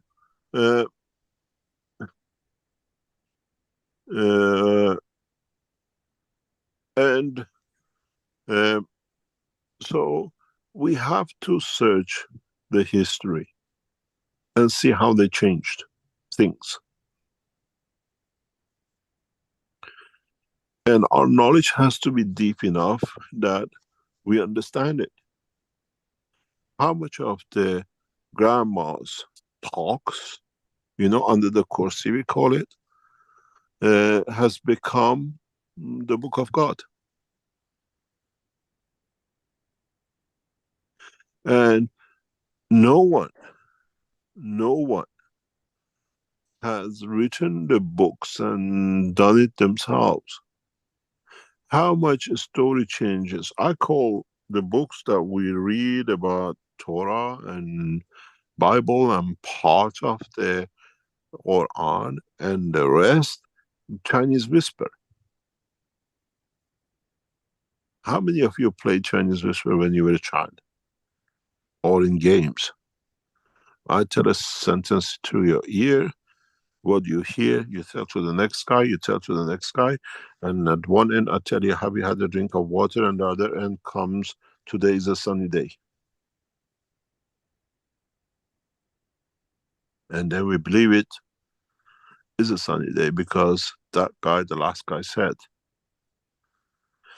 And so we have to accept this. Was there a boat or not? Historically, possible a guy got his animals on a boat and escaped from flooding up because it's in that area. We call it Mediterranean. We understand that part. Then you have the Atlantis city. Bulgarians claim they found it, Romanians they can't find it, Greeks they say that, but this was a valley, there were a lot of cities in it before flooding. And so there are a lot of Atlantises. Some of them were center of culture. If you understand this, go back and let's say in 1,000 years, our great-great-grandchildren come to understand, because of the floods and change of the water, Amsterdam airport will go under the water. It's 20, 30 meters, 26 meters below the sea level. The water comes in and takes it. Was there Atlantis city where people flew into space from and it was something else and they find the wrong way under the sea and they say, oh, these people were so advanced at that time? So we have to understand full history and what came as mystery out of history to fit. And this is what in past few weeks, slowly, I start opening up your eyes as well. Because it's very easy. The reason, if you understand why I do this, is next week, the week after, you are the passengers. You have that control over your soul. Go and see if it's true. Go and see if you feel the emotion of presence of the Christ, bless his name, or Muhammad, or Moses, or whatever. And see, ask them, what is the truth? Why do we have 12 disciples? We have 12 days of Christmas, and we have 12 days of Nowruz. And which one came first? Mr. Keshe, the way I figured, because we talk about this planet had a mother. It gave birth to the Earth and the sister, and then I thought the Boaz node, it was in our mother planet, and then when the flood happened, my analogy was like, I mean, my answer in my head was, okay, when you ask what happened to the passengers Noah boat in the teaching, I said, okay, the planet got flooded, Noah's boat came in, and they got a passenger, but they found a way out of this planet and they moved to the other galaxies. So Noah's passengers are living in other part of the galaxy. Put it this way, Asarjan. We're going to have a disaster on this planet. Not disaster, an end, which is normal. Somewhere down the line in millions of years, billions of years. And those who live and now become knowledgeable will get on boats, UFOs or whatever to get out, and they become passengers of the universe. That will be the boat of Noah. And let's say when they land on another planet and they colonize, and the local people, they call them, these people came in the boat of Noah from the creator, because they call themselves creator. You understand? Become the history of the Spanish and the South Americans, huh? They were waiting for a blue-eyed blonde, and they became God, and they gave all the goods to him. You understand? Yes. You're in South America or Central America, now you know exactly the history of the area. And this is what it is.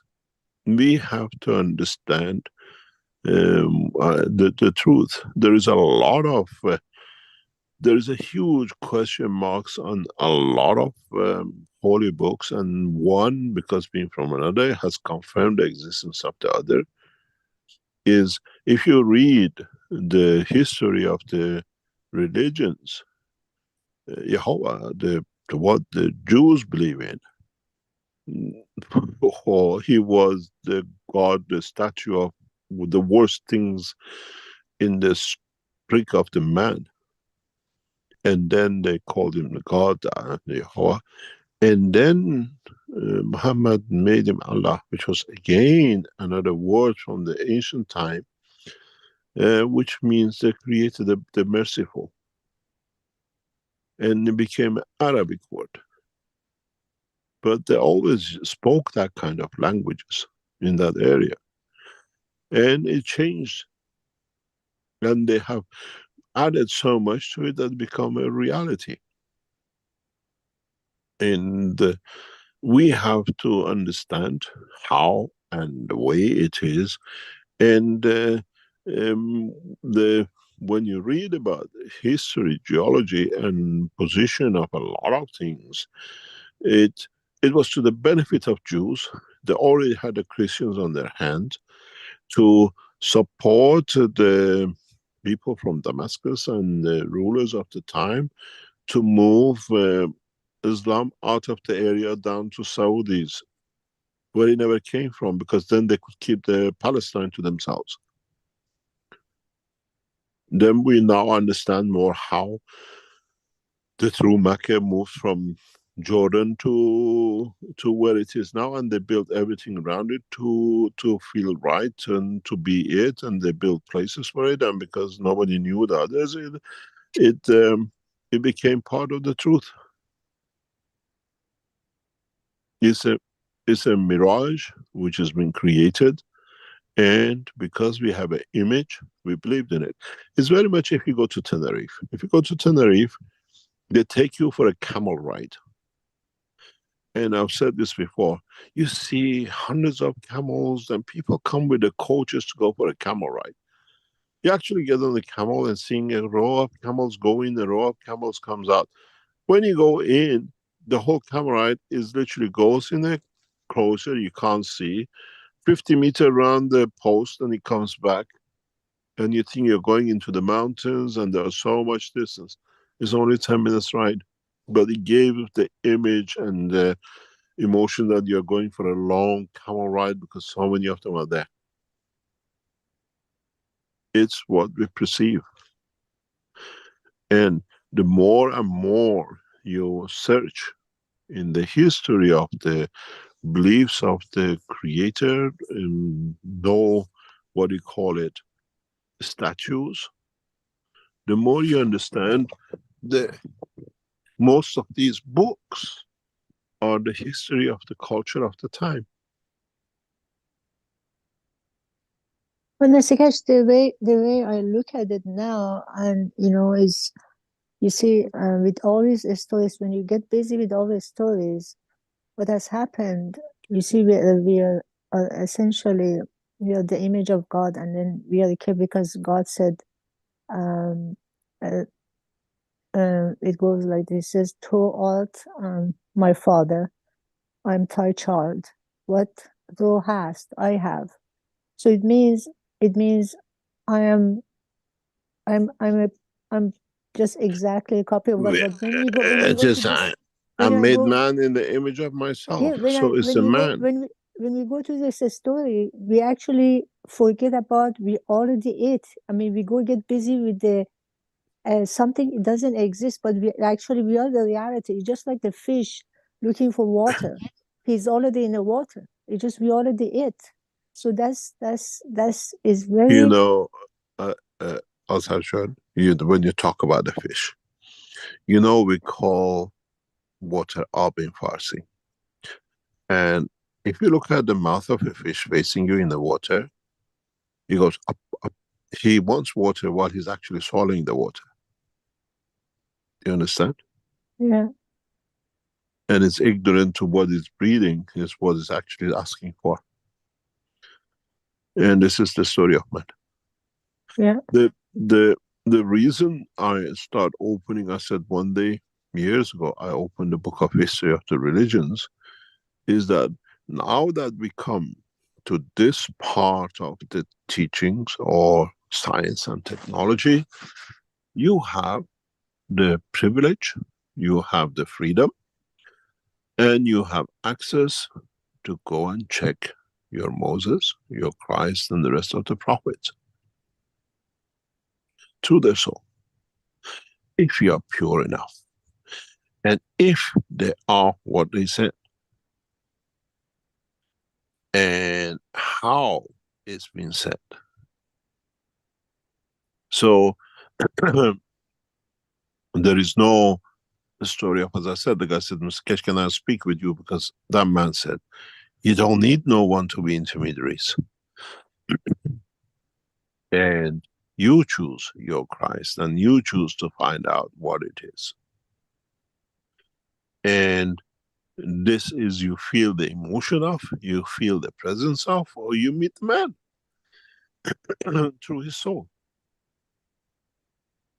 Mr. Keshe, I was taken so much by this story of Jesus that one day he comes, he tells to his 12 disciples, he says, he makes them to the pair, and he says to them, you go to this area, you go to this area, and then he tells them, I don't want you to carry a bag or a pocket or anything. I want you to just trust the Lord that everything is provided for you on this journey. So what it is, he's trying to teach the man to trust himself. It's all about the trust. So this is what we need, trusting that we are it. At this moment, at this time, we are it. And we You can see, as I said, with the technology we have created and it's developing, no one can question another. And as I said in the teaching just a few minutes ago, as you learn to connect, not only to see, but to be with the others, to see together, we bring this to a reality of you understanding new dimension. It's like they tell you, if you go to such a place, there is such a stone, there is such a thingy, and you go and say, oh, this wasn't there, the stone is this and this that, because I've been there. It's not what they say, or it is what they say. And now with the operation of the new reactors, operation of creating plasma without what they call containment, it's the same work of the universe. Nobody can limit you.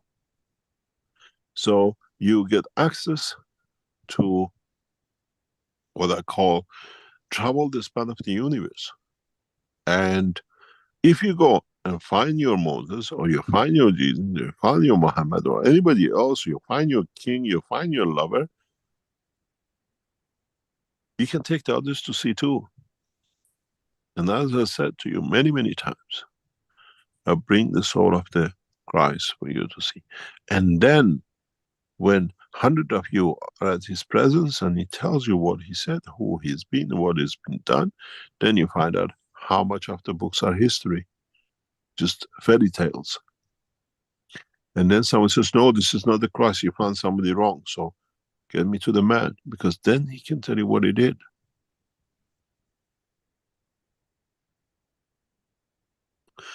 This is the beauty of it. Nobody can tell no one.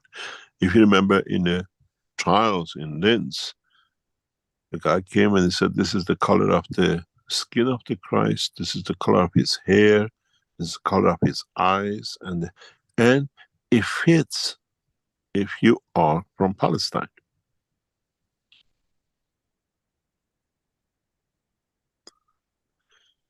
And we have to understand these things. And then it comes who has been, and once you get access to and you can connect that bridge, the rest can connect to your soul to see that bridge. And if they say they, for instance, have found the soul of the Christ, Christ has got so many ways of access to his soul like everybody else, then you all might find, you find a man who calls himself Christ. And see how much of what is in the book is. That's why I said I take the stones of Vatican back to Colosseum. Because there is no reality, no fact in it. So, knowledge has brought us to the point of confirmation of the fact. The technology has brought us to that point, and it brings more and more. And these sessions, as I said last Friday, without you knowing, and I usually don't go into the meeting afterwards, those knowledge seekers which were there, they could read the text. I asked, how did you feel? What was the difference between before 6 o'clock and after? Because we told no one that we are putting you into a new technology, totally new science. The expectation would have been so high. And this is part of the technology.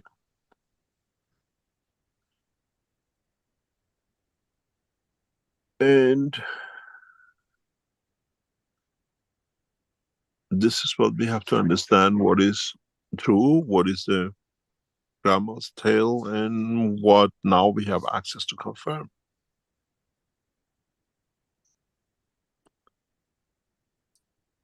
We'll get you gradually to go shopping. This is one of the most beautiful things you will come across. Gradually over time of the teachings in sessions to come in months and years, we send you going shopping. To go shopping. Don't take anything with you. And we get you to come back from shopping, and we make you to see what you shopped, convert it to reality. Then you understand what is and capability of the man. And even when they say the guy could change a stick to a snake, is it possibility? Is there reality? Can you put a soul into a stick, that soul become what it wants to do, and then you put mysticism around it? As I said, with the knowledge, we make a technology, and the technology can repeat itself where the man knew what to do. If I put the soul of a snake and I put a stick in the system, and that stick can become a soul of a snake.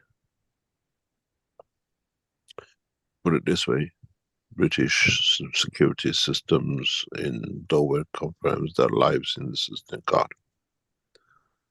So we can create the souls now. We got a confirmation of it even more.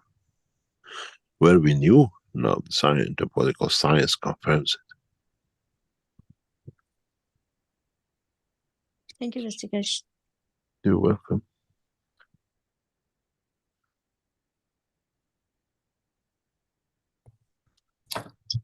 Any other question? Okay, well, we have a few questions about the session tomorrow, so let's address them perhaps. Let me see. From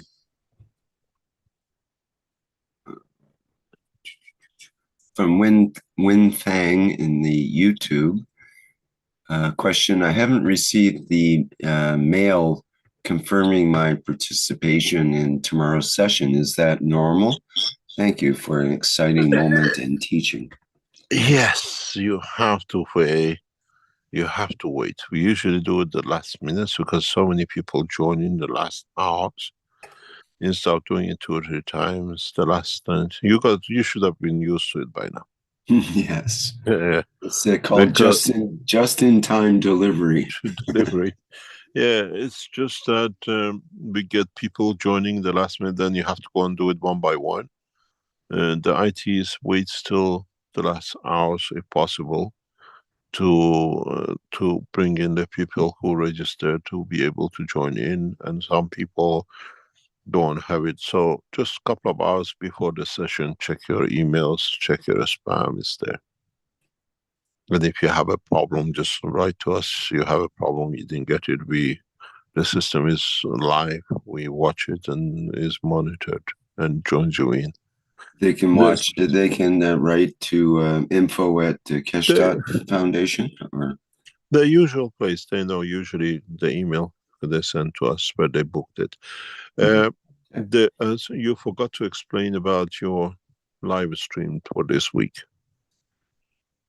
Yes, the live stream basically is no more. Live stream has been bought by Vimeo. So the live stream channel that we had before is no longer in the same form or the same link.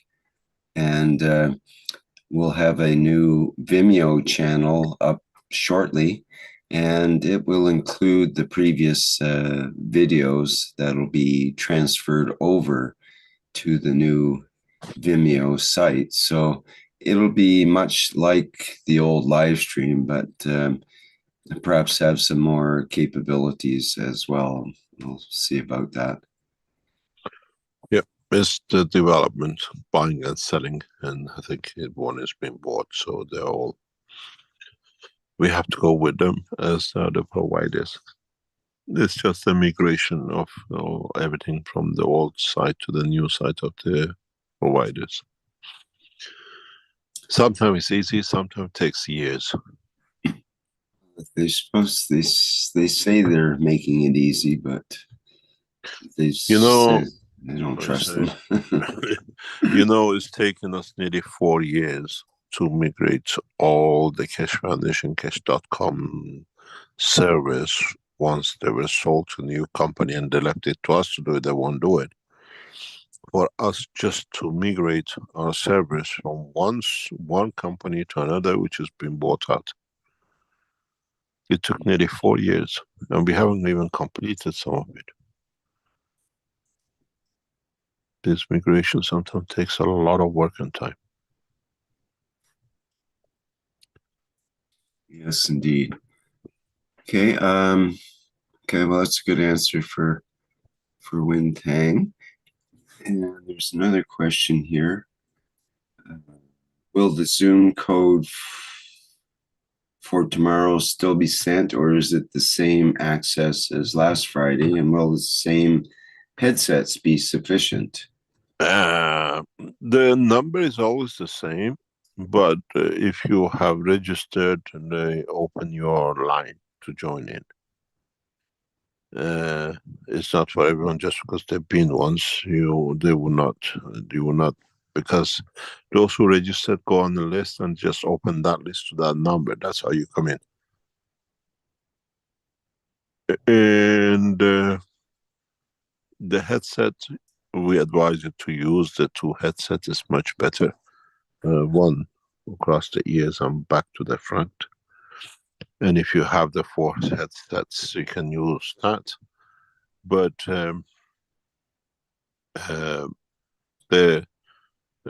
try to make sure the side which you have, which we consider always to be the one with the one which doesn't have the microphone, is where you send out. The one you receive is the one which doesn't have the microphone.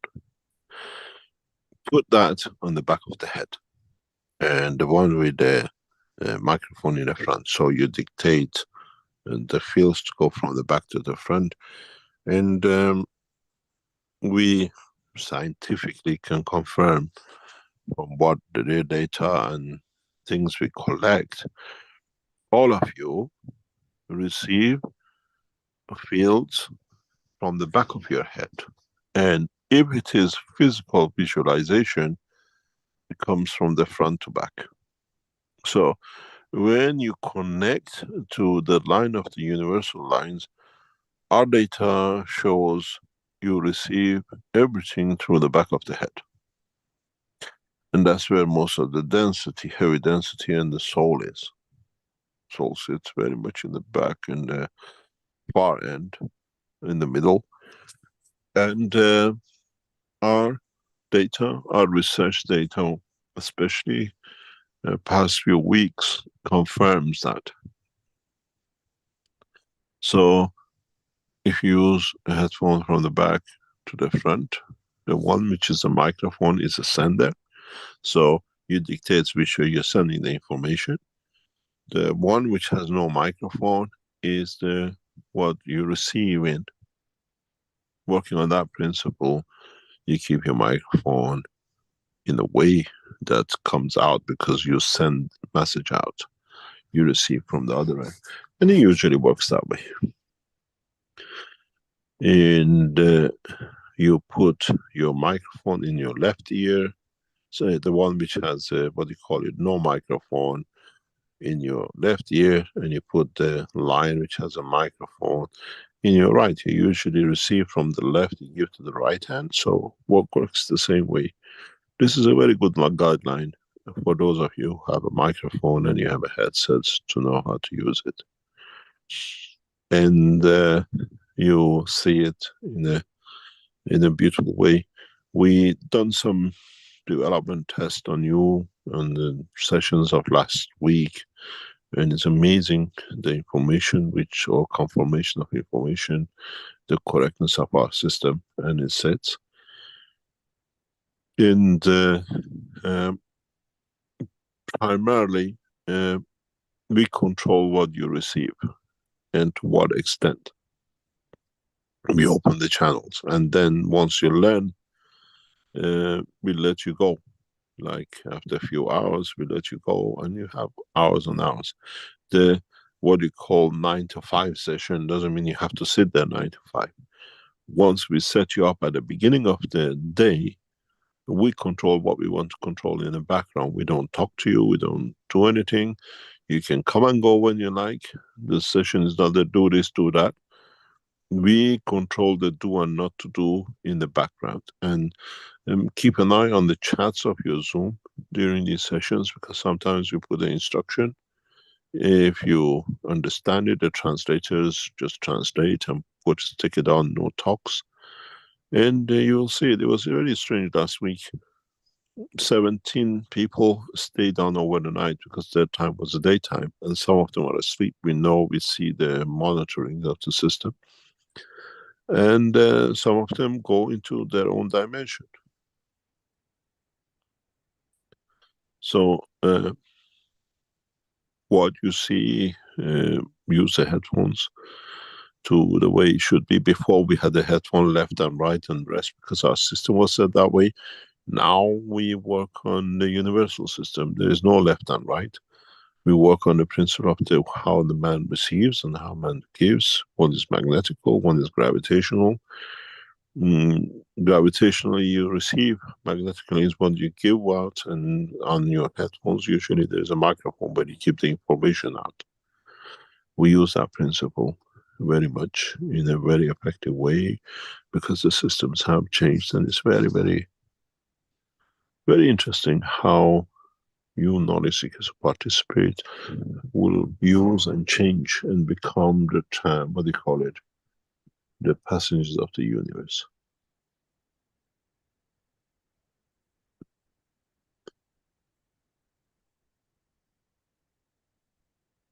Any other question? From Gerhard in the Q&A, does it make sense to wear the visual enhancement unit and the communication headphones tomorrow? Pardon? Does it make sense to wear the visual enhancement unit and the communication headphones tomorrow? No. No. Okay. You mean the obesos and the communication?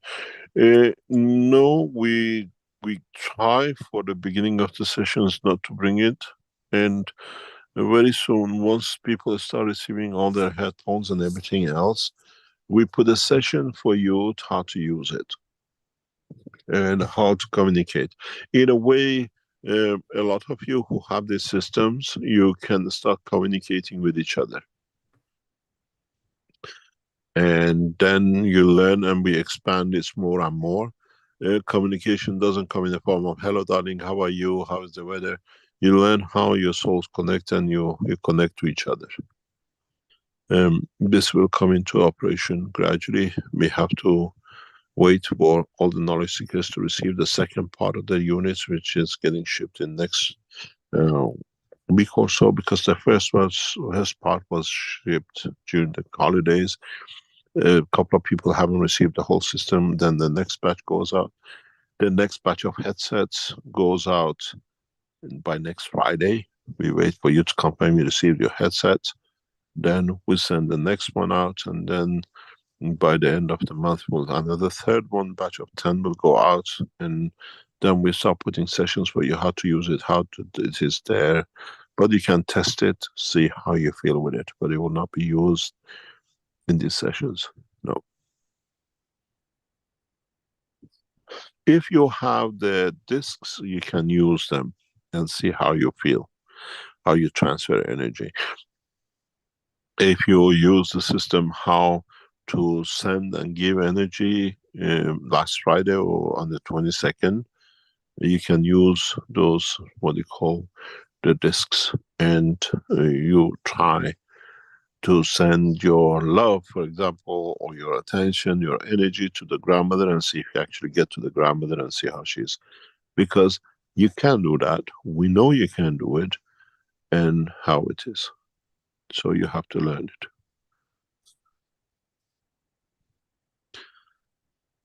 Any other question? Here we have an experience report from Daniela in the Q&A here. She says 3 times in the different Friday sessions this happened to me. 1, I saw in front of my face a face of a Chinese woman. 2, I saw the earth from the cosmos. 3, I had seen a face of a baby. All images had lasted no longer than 3 seconds. All this happened while the mic was closed. When the mic was open, I could hear the baby in the background. This happened without me setting an intention. It seems I must have seen people who were also in the sessions. Question: what part of me saw this while my body was sitting comfortably in my chair? And what part of me decided to see this without setting an intention? I don't understand. Thank you very much. We have this, what you call visualization through transmutation, is exactly the way you call it a dream. But when you go through dimension of the fields of the, what you call transmutation, you actually, without leaving the body, see the connection, the person, and becomes very visual. And this is something you have to get used to. In a dream, your eyes are closed. And so what comes in the visual condition through your front, you register as a dream, you see. Now, a lot of you go through that transmutation, but your eyes are open. So you physically see the object. And this is something that you have to learn how, what is a real picture in front of you on the physical dimension, what is a picture in the soul dimension. There is a way to do it. We teach you in the sessions how to control this, to understand the difference between the two. In a way, as you said, you could see a child, but you still see the background, or you don't see the background, but you only see the child. And this is very normal. This you have to get used to. And this shows you have actually entered in dimension of transmutation. The next step would be, if you go walking with the Chinese woman, you still see yourself walking into the forest, for example, and you have no verbal communication, but the communication through the soul. And then maybe in the position that soul exists, Chinese invites you. We're talking about going to China, working in China. So there is a mindset that you want to be there to feel the culture, or we be there. And so we understand these things. You have, this is part of learning about yourself and distinguishing between the two,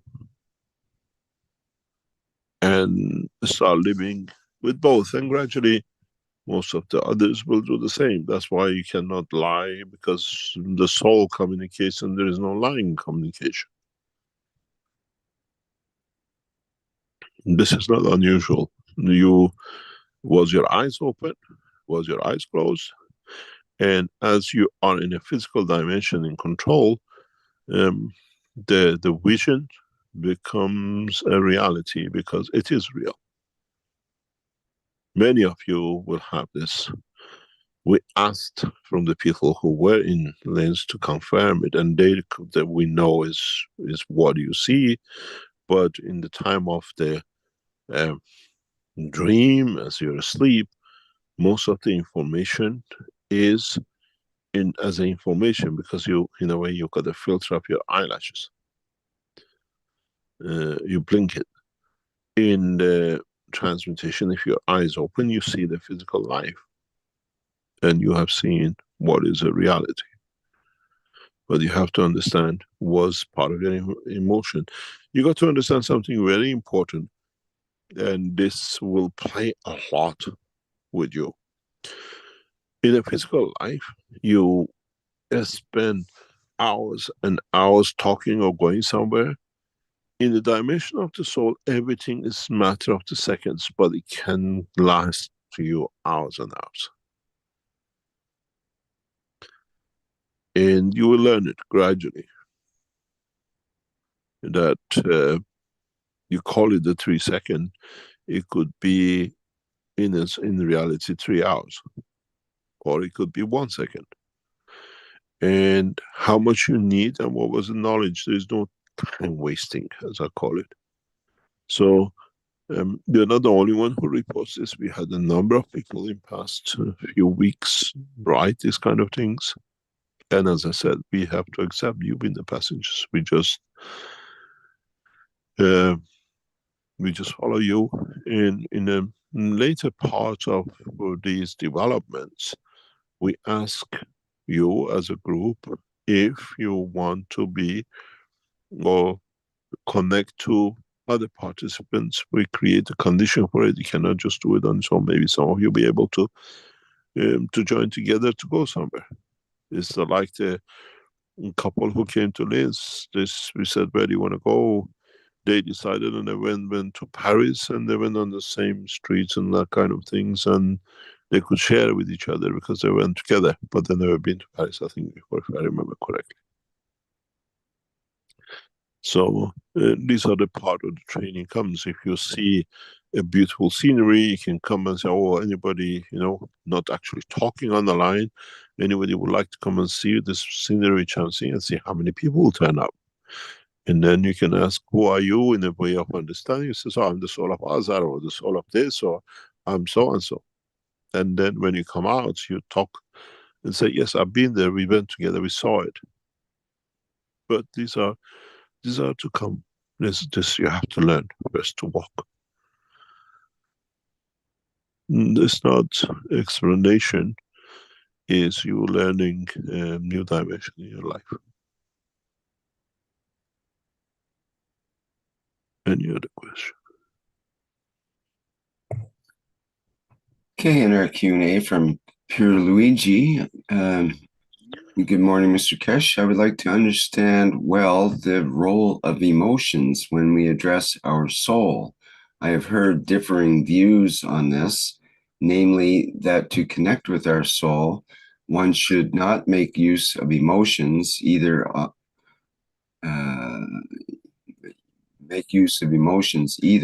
on the contrary, that emotions are a requirement to communicate with our soul. And then, do emotions have relevance to the soul, the physicality, or do they also belong to our soul, the man? I would like to understand this if possible. I answer you one simple way. You got 2 hands. Put one hand in your pocket and try to clap with the other hand. Does it make any noise? Can you show if the clap is to frighten a dog to walk away, or clap to confirm your joy from what you're watching? Or are you clapping to get attention? You have one hand. How can you show emotion? You just shake it. You take your hand out of your pocket and now try to shake the hand which was in the pocket and put the other one in the pocket and see if now the other hand can make a noise. And then take your hand out of both pockets and clap it together. And then you see a noise. You can show if you're appreciating a play, if you're trying to frighten the dog, or you're trying to get attention. That's what the emotion is. The soul and the soul of physicality are each one a hand. Cannot show, cannot exist without having the other to show the emotion. They have to interact. And that interaction is emotion. And how you show it, then it interacts, it shows, it shares with both hands in dimension of physicality and the soul. The people say you need the emotion, you don't need the emotion. Remember this, then you get a very good, clear idea. One hand is the soul, one hand is the soul of physicality. And in dimension of physicality, you have to interact. In the dimension of one is the soul of physicality, within it, the interaction can come within, or the interaction of the soul of the man with another soul creates that handshake. And you have to gradually, as you understand, emotion is part of the structure of the soul's interaction. Otherwise, you don't know if you have to get distance. Is a good feeling, or is a good move, or a wrong move? So, if you find the answer to this, the way I explained, then you can rely on your own investigation and understanding. You don't need to rely on what people say.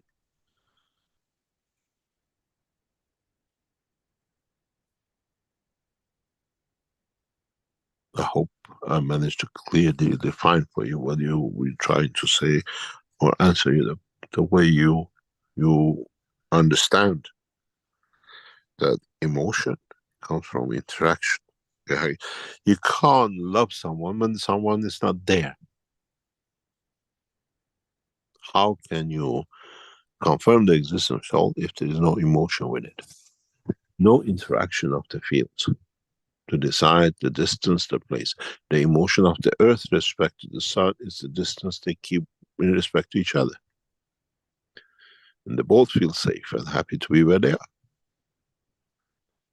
And it's the same with the man, and the same interaction with others. And then you decide how you travel the soul, or how you travel the soul of physicality, and how they meet, and what should be the emotion of.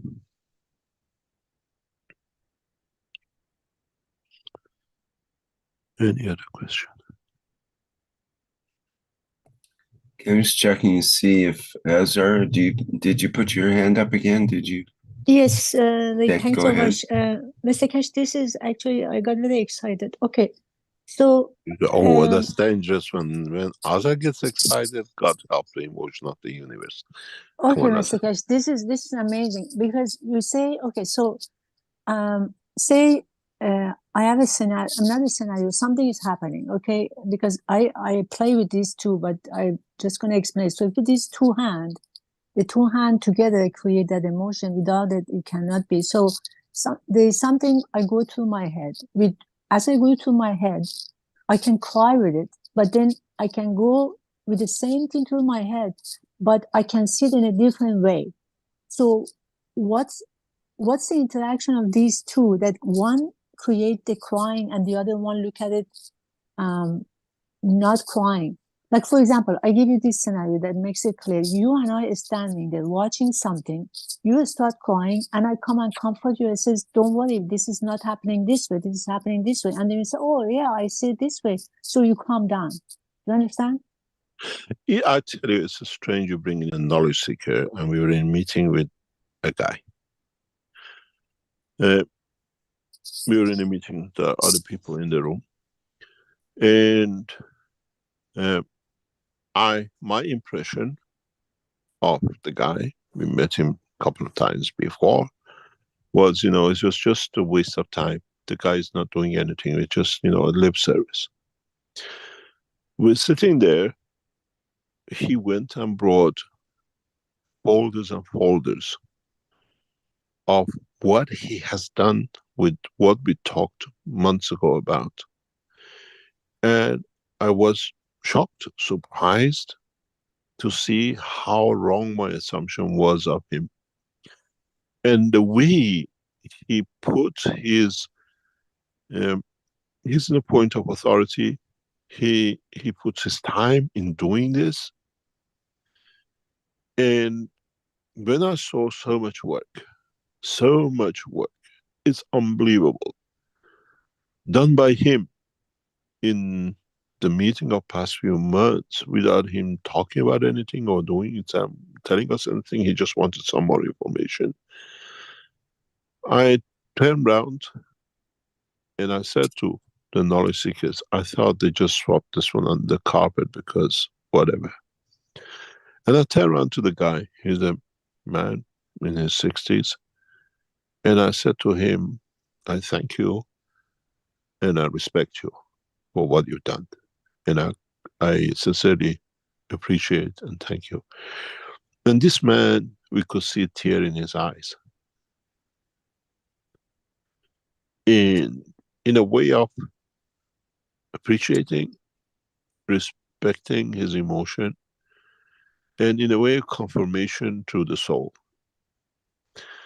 And it was touching to see this. And at the same time, being in the point of authorities and official, he was trying to hold his emotion back. For seconds, you could see the redness in the eyes, when you cry from joy and confirmation, and the tears which are there, he was trying to control. Maybe in all his life, never ever appreciated and thanked him the way it was said. And this is, and it's strange enough, when I was sitting in front of him, when I saw this, I said to him, I've seen what you've done and the effort you have put into this and the authorities. And it's my job to make sure I don't let you down. And you get what you need, whatever you ask for. And it is the way we do, how I was sitting there and elevating his, not elevating, giving to him. He could take anything from me. And you could feel the change of dynamic in the room. The first time I met him was very harsh. The second time we had a meeting, 5, 6 hours, was extremely, I'm in position. I make decisions and I want to. And after months and months, and him bringing these folders, and there were more folders outside, most probably, we knew we could, because numbers couldn't add up. How much he's put in there, trusting to do what he was put in a position of authority, could have actually brushed everything on the table. But no, he didn't. And he was appreciated, respected, and I opened the way I know, to gave enough that he can take whatever he likes. And it became a point of joy to be there, where before it was a point of regret to be there. And for him, the last thing he did while we were walking out of the room, he, following us out, for an official, especially European, he tapped me on the back a few times as I respect, I appreciate what you appreciate about me. And you don't need to do anything. It's just transferring that energy. It gives you understanding of the position and time and emotion. Doesn't matter, it's a tear, it's a hug, it's affirmation with a nod. It's what is given and what is received in sincerity. And you can always make mistakes, you can always misjudge, or the language is not to be understood. But when you do it through emotion, you do it through the soul, it's amazing what things can be done. Mr. Kesh, I experienced that because you see, I saw something. I saw a person creating, say, group chat or something. Whatever happened, I could sense that this person is very not ease. So I called the person and I talked to the person. I said, "What is? Are you okay?" The person said, "No, I'm not okay." And then, because I knew what's going on, so I just simply talk about something basic things that who we are and stuff, and then not much of any philosophy or anything, just simply the base of who we are and what we are here. And the person is not into so much the plasma technology, but I just simply explained to that person how it is. But then later, I mean, like 5 minutes later, that person texts me, says, "You changed my day and my life, because the way I look at the world, it was totally different. Now I just, even my relationship with my loved ones around me, everything just changed." Because you see, when you talk about the magnet, you see, when we had the, you said to us, put the 5, 6 magnet on the table and move them. You see, one changes in respect to the other one. Then I was thinking, if I'm a magnet and the other person is a magnet, and 5, 6 people are a magnet, and then my magnet, because the magnet is complete, because magnet doesn't have what we have, because we have a choice to choose how I want to see everything. For example, if I look at somebody and for example, I look at you and in my head I said, okay, he doesn't like me, he's upset, all that. So my field is going to change in respect to what my perception of you, according to what I think you are. So I say, okay, so I'm not going to approach this guy because he doesn't like me. That. But then I said, no, I'm going to look at this guy. He likes me and everything else. So my field is going to be according to you complete as a person, as a God himself, because you are God, I am God. I'm not going to put you down as somebody else. I look at you as God. So the minute I do that, even though if you don't like me, you start to like me, because my approach to you changes. Because I heard myself as God I am, not somebody else. Because if you change that, then the other person changes. So this was my analogy. And actually, when I was thinking about it and I approached it this way, it worked, because that person was seeing everybody around himself as somebody, people who don't like him or they don't like that person. Suddenly, when he changed his attitude, suddenly everybody around him changed. And he said it was so shocking to me that how everybody around me changed. It was very The simple. people don't change because he has changed himself. People see a new person, new behavior, and a lot of time raises a lot of suspect. Why is he temporary or is trying to do something? In the coming time, I will teach you knowledge seekers who are in parts with us, how to elevate the soul physically by physical touch. And you will see the change. This is what we say in Bible. Christ rose the soul of the dead man. And this is what is the dead man is not a physical death, is enlightenment of understanding, ignorance. And you can do it with soul, you can do it physically, and when you do it physically, you cannot do wrong, you cannot take. So it's only one way to give, to elevate. And if you ever try to take, you take from yourself, not from them. And it's very easy. Sometimes some knowledge seekers who are with me, I do that. I feel The soul is ready. I never follow what happened or to them, but it's the way I told you I can awaken you last week with specific position in the physical body without you ever knowing that you woke up. You can do the same with the soul. There's a specific position in the physical body of the man that you can transfer fields of the soul. And you're not allowed to change. You provide, and if they are at the strength, they receive and they change.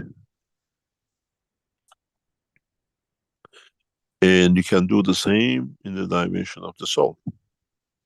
It's learning it, being it. Giving it does not matter what happened to me. When you give in the dimension of the soul, sometimes physically you feel exhausted. And sometimes when you do the same thing, you feel refreshed, because in a way, it's like a dam. You feel as you give, but in fact they had so much that they could not give to someone at the strength they had to give. By you trying to give, you take from them and it allows them to receive a new. In a way, you went to give, you take, and that taking allows them to receive a higher order, maybe from you, maybe from others. It doesn't work the way, oh, I gave. Maybe you actually receive, and then you find a change in yourself. Oh, I gave this to a guy and I feel good. Not really, because you received from him what he didn't need, and that allowed him, the cup is empty, is empty. Now he can fill up with fresh, and that's what he was waiting for. And you received the energy you needed to go, and in a way you were you're a beneficiary of your own act. This is what I said: the more you give, the more you receive.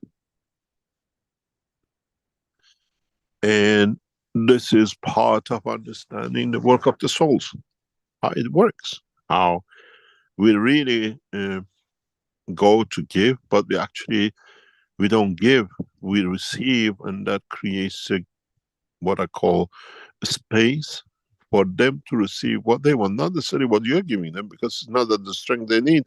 Is the guy across the table, is a guy in another part of the universe who's made it available and they need it.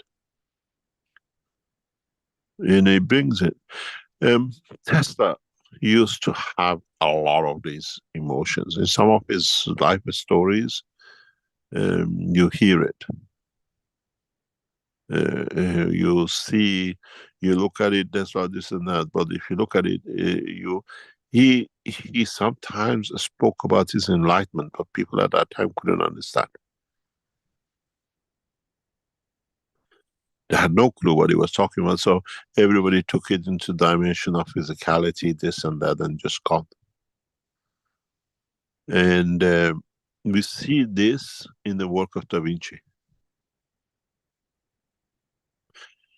Da Vinci did a lot of this and that, space and blah, but he found a way to tap in universal knowledge as much as he could understand and convert it to his language at the time. A military guy very recently told me, you have the knowledge, but you can abuse it. But what is strange to us is you're only using it to bring that target of you, which is creating peace. And our government appreciates your work, what you're doing. And this is what we understand in what the foundation is about.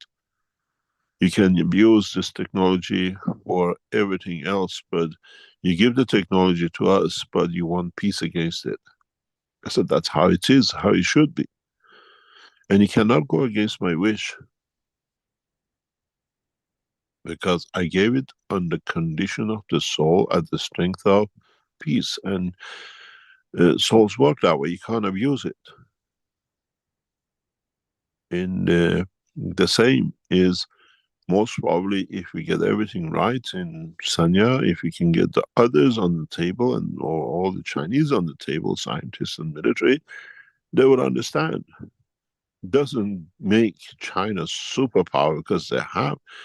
It brings to our wish and the strength we release technology, a peaceful nation out of the nation, and with it the other nations.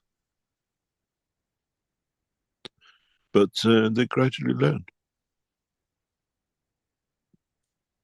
And you most probably took more from the guy than you gave to the guy, and because you felt that good, you allowed him to receive something that you feel good about it, because actually you received more from him than you gave him, but what you took from him was blocking him to receive what he was waiting for. But Mr. Keshe, I didn't feel better, or because for me it was because it's just because You Mr. see, Keshe. No, Mr. Azar, Keshe, you see, wait, no, Mr. Keshe, you listen. look at it days and weeks down the line. Look at it while you're speaking about it today. No, He Mr. brought Keshe, you joy. because He brought the you reason, a confirmation. no, because you know what? Because I realize, we come to a position now, because this is I think our problem is, because when we look at everybody as God, not because the backbone of everybody is God. Whatever is, because I give you an analogy. We are all diamond covered in garbage. So as we go along, Can I say something, Azar? Speak about yourself, please. What do We you are mean? all diamond covering garbage inside. No. I mean, not all of us, but the people, like for example, the people who are killing all those things, they are all also diamond. What happened? They have garbage on them, but when you look at the diamond itself, rather than the garbage on them, then that diamond, that garbage falls off them. Just looking at them like that. But when you look at the garbage, they stay garbage. When we look at them as a diamond, they change. Yes, it's all how we take it. It's just the way it is, and how much we can change that garbage inside or outside to shine. Doesn't change the fact how they've been. But in so many ways, when you bring those kind of changes to people, look at what change brought to you. It means that the energy you needed, that's why you came across them, and they came across you. But you feel that change, but you put it, I gave, or I saw the change. This is what I said. Look down the line. What that conversation, what brought you, what you change. This is what I'm trying to get for you to maybe see, not to understand. You're more recipient from him than what you gave him. But with what you received from him, not even language talk, in the dimension of emotion, because you were put there to do that job. Your soul brought you to speak to him. You opened up, you took the fields that he didn't need it, and it was blocking him to receive the love of his friends or whatever. He gave that to you, and you think you felt good because but in fact you were the recipient of it. What you needed, that's why you came Mr. across Keshe, him. but that wasn't my intention, because when I reached out, Doesn't matter. Your soul works on its own. Doesn't matter what you plan in physicality. Your intention or not, your soul is aware that what you need and it's available there. It's like that supermarket only sells one item, and that's the item I need.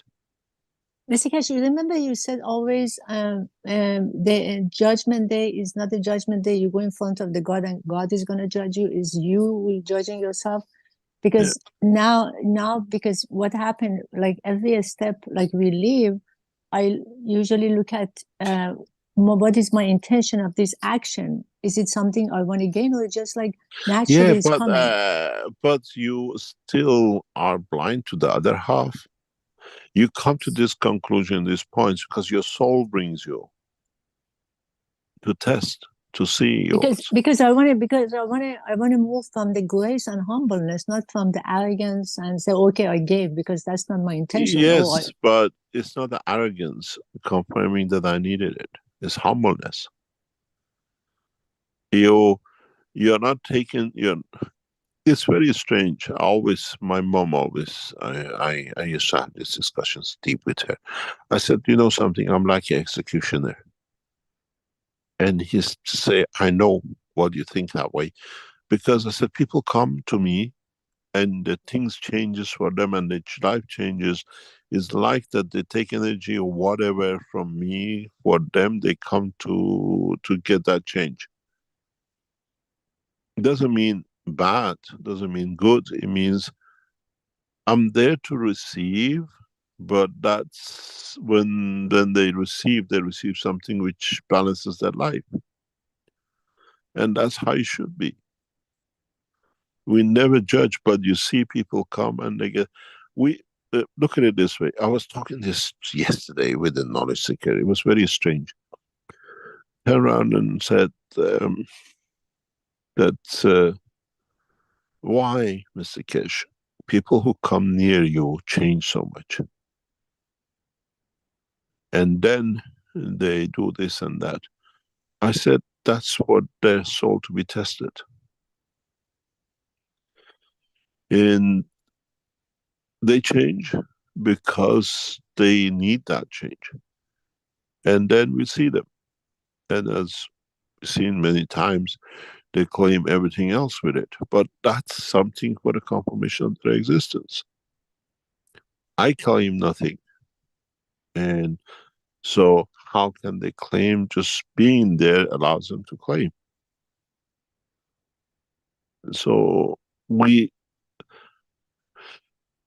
always say we come to a position and our soul brings us, and then we make a judgment on the physical condition for what the soul has brought you to do. And then we judge it, and which this is the wrong way. Ask yourself why I had to come to make that call for that man to be there. Your soul brought you, it's there, his soul needs it, you are ready to receive. So tank it up, and I'm empty to tank up mine. This is, the more and more of you go through these sessions, you learn this. We let you the first couple of sessions to do what you like, and then as you've been with me in the sessions, in some of you, we leave you the first half an hour on your own in the system. You can pedal it whatever you like. And then we come and tell you. In the following sessions, we guide you how to be able to do things. And then you learn. And then if I give you a questionnaire, the following or during the week with what you did, I'll get 80%, 90% of you confirming exactly what you did. Because now you're learning. I tell you turn right, you turn right. You turn left, you crash. There's no entry.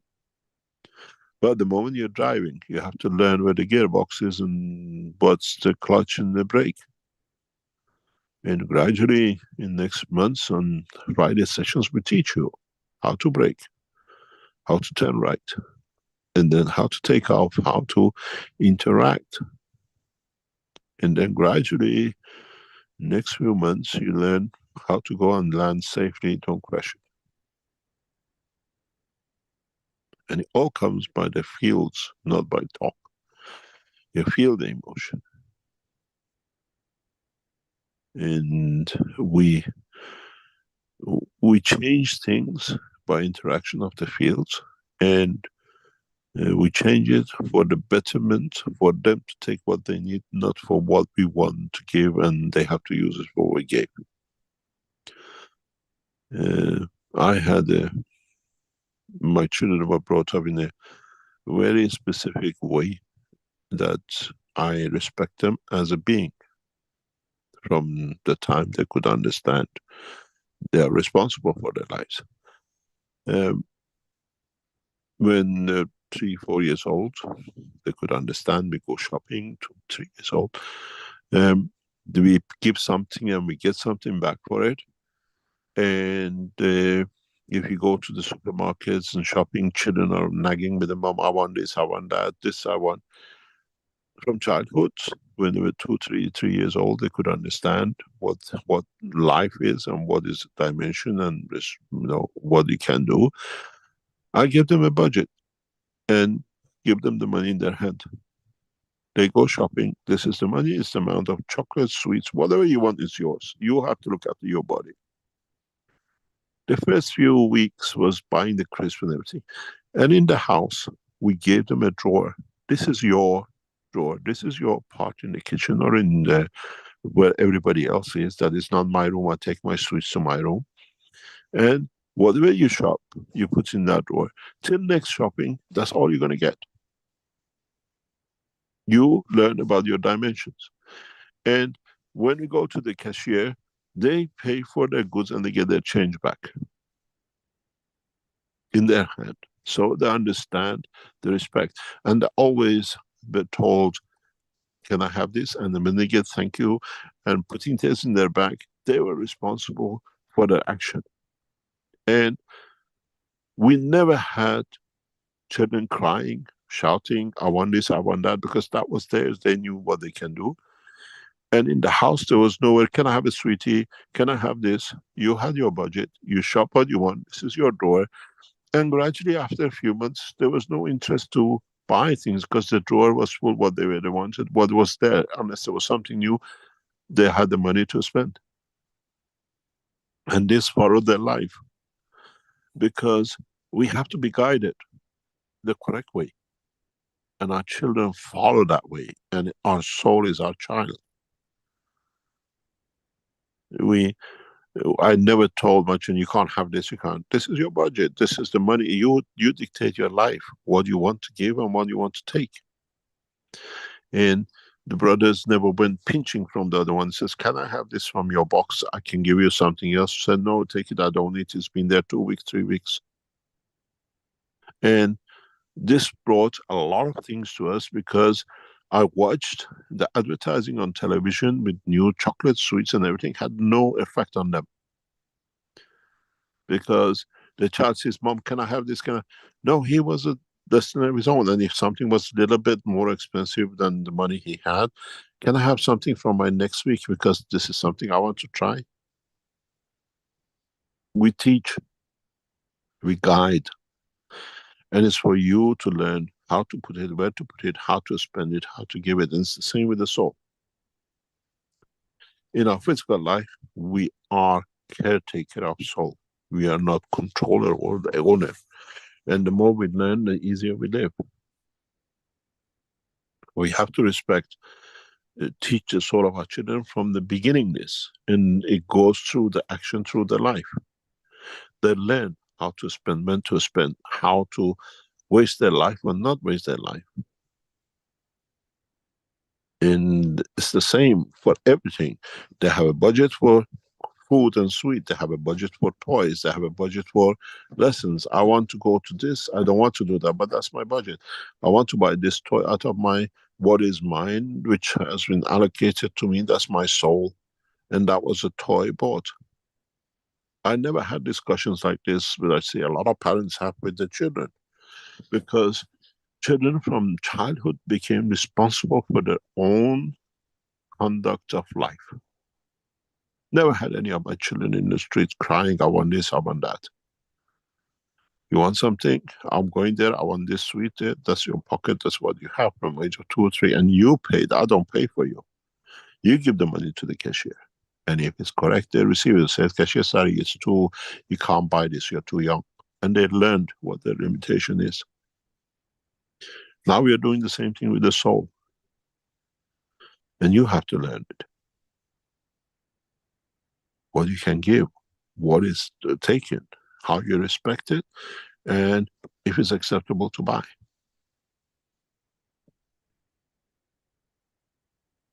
And this is the same with the soul. And we are now, you're that child with the money in the pocket. Now you have to learn where to spend it, how to spend it. You've been brought here, but you don't want anything from this shop because it's got nothing in for you. But you go to another shop, it has exactly the sweet you want. And it's the same. Your soul brings you to that position and how you respect it. I just take the child to the shopping center. I take the child to the supermarket. It's for him. If it's the right place, right thing, what he wants, and happy to do that. And you learn by mistakes, or by understanding where you gave the wrong energy to the wrong soul, and actually you were there to take it.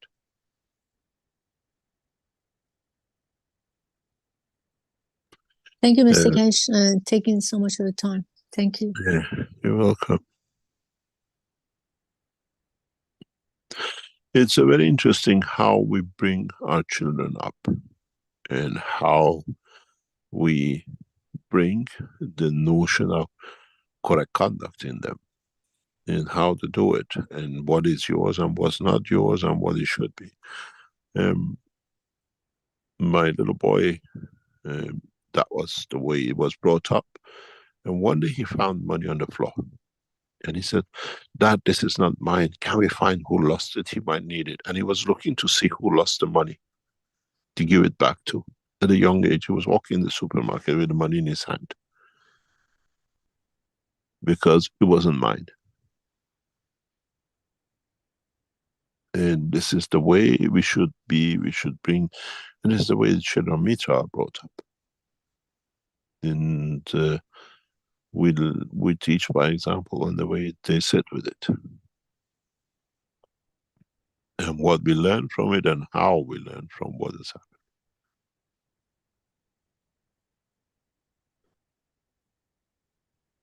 Any other question? Well, we certainly have more questions, but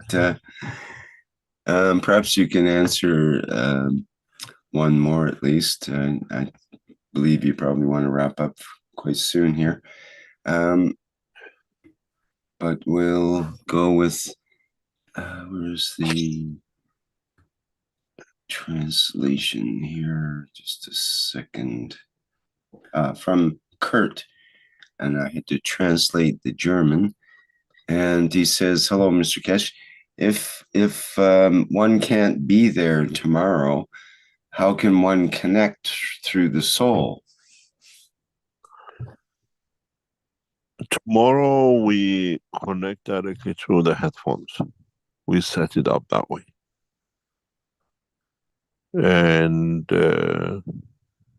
it is what we scaled up to. A lot of people say, "Oh, I wasn't there, but I was with soul." If you have found a way to be there through your soul, you're quite welcome.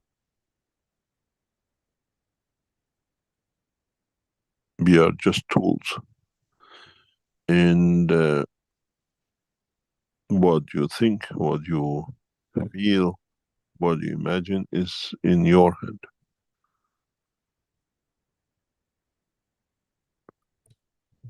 I think that answers the question that just came up in YouTube from Manfred, who says, "From when on in time, for the rest of us who cannot pay for the sessions, when will we be learning transmutation?" So it's ongoing. It's ongoing. We have had this a lot of time. And at this moment of time is the way we operate. How it will happen in the future is another position to consider. Something very interesting. When we gave things free to people, we were always wrong, and we did something wrong, and there was nothing we could do right. And there were a lot of time wasting. When you pay for your time, it's not you pay for us. Because you paid, you respect yourself to be there. You don't pay us because we say you pay us to be there. It's a different way to look at it. And a lot of people come, it's like, well, as I said last week, the week before we gave you a few hours, the time before on 22nd. Last week we left it open till the mobile phones batteries could run. One of them ran out a bit earlier than the other one. And it's how you approach us than us approaching you.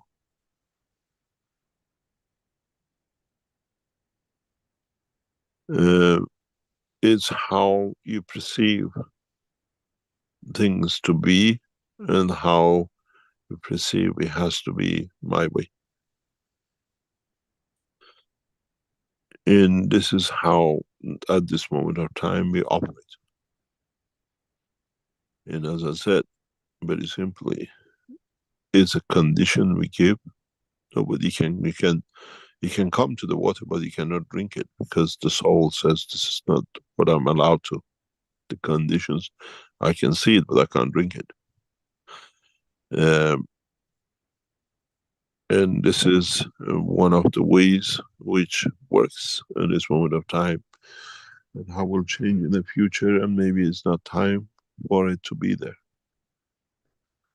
A lot of people, a lot of knowledge seekers who are around the foundation, they complain to me why you work. I must receive how many of these complaints? You're walking with the talking about the peace, and then you talking about defense. And I said, till I don't show them that defense was nothing, they will not understand it. They don't understand what it means that the latest weapon technologies are created compared to the knowledge of universe is nothing and is worthless. In our work with military is not to create conditions. We just want to show that what you are so proud of has no value compared to what is a new technology, which is not offensive and is not defensive. It's actually way that the things work. It is part of the work of the souls, fields of the universe. And this is how we operate. Till somebody, somewhere down the line, things changes. And it's very simple. It's like what we talked earlier with Rick regarding your webinar and going to it. They changed the system, they sold to another company, and the new company has brought a new condition. And they changed the upgrading, so, and migration, till we don't pay, we can't get migration and we can't take things out. So can any of your souls please go to the new owners and pay them with the soul that we can have the services, that you can learn about the services, what the knowledge is. Those of you who pay for these sessions, or for those of you who pay for teachings, allow us to run our systems that the others benefit by it.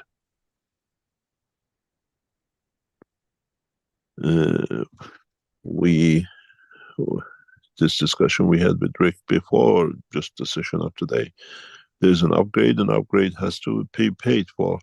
If the soul of any of you can pay the computer at webinar, that we can have an upgrade, you're quite welcome. We have an upgrade, we get elevation from your soul. This is a fact of life, the way it is at the moment. And those who have it pay for you to be able to use the webinar, keeping the other services for. And it's not that the people who can't afford it, even those of you who can't afford it and you come and learn every week here, is paid by other knowledge seekers who pay for the services of the Keshe Foundation by donation, buying things and the rest of it. So you're already receiving a lot from those who have and they support.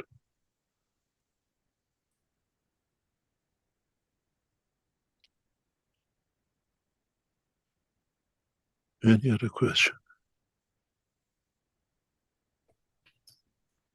Well, it's kind of a matter of how many questions would you like.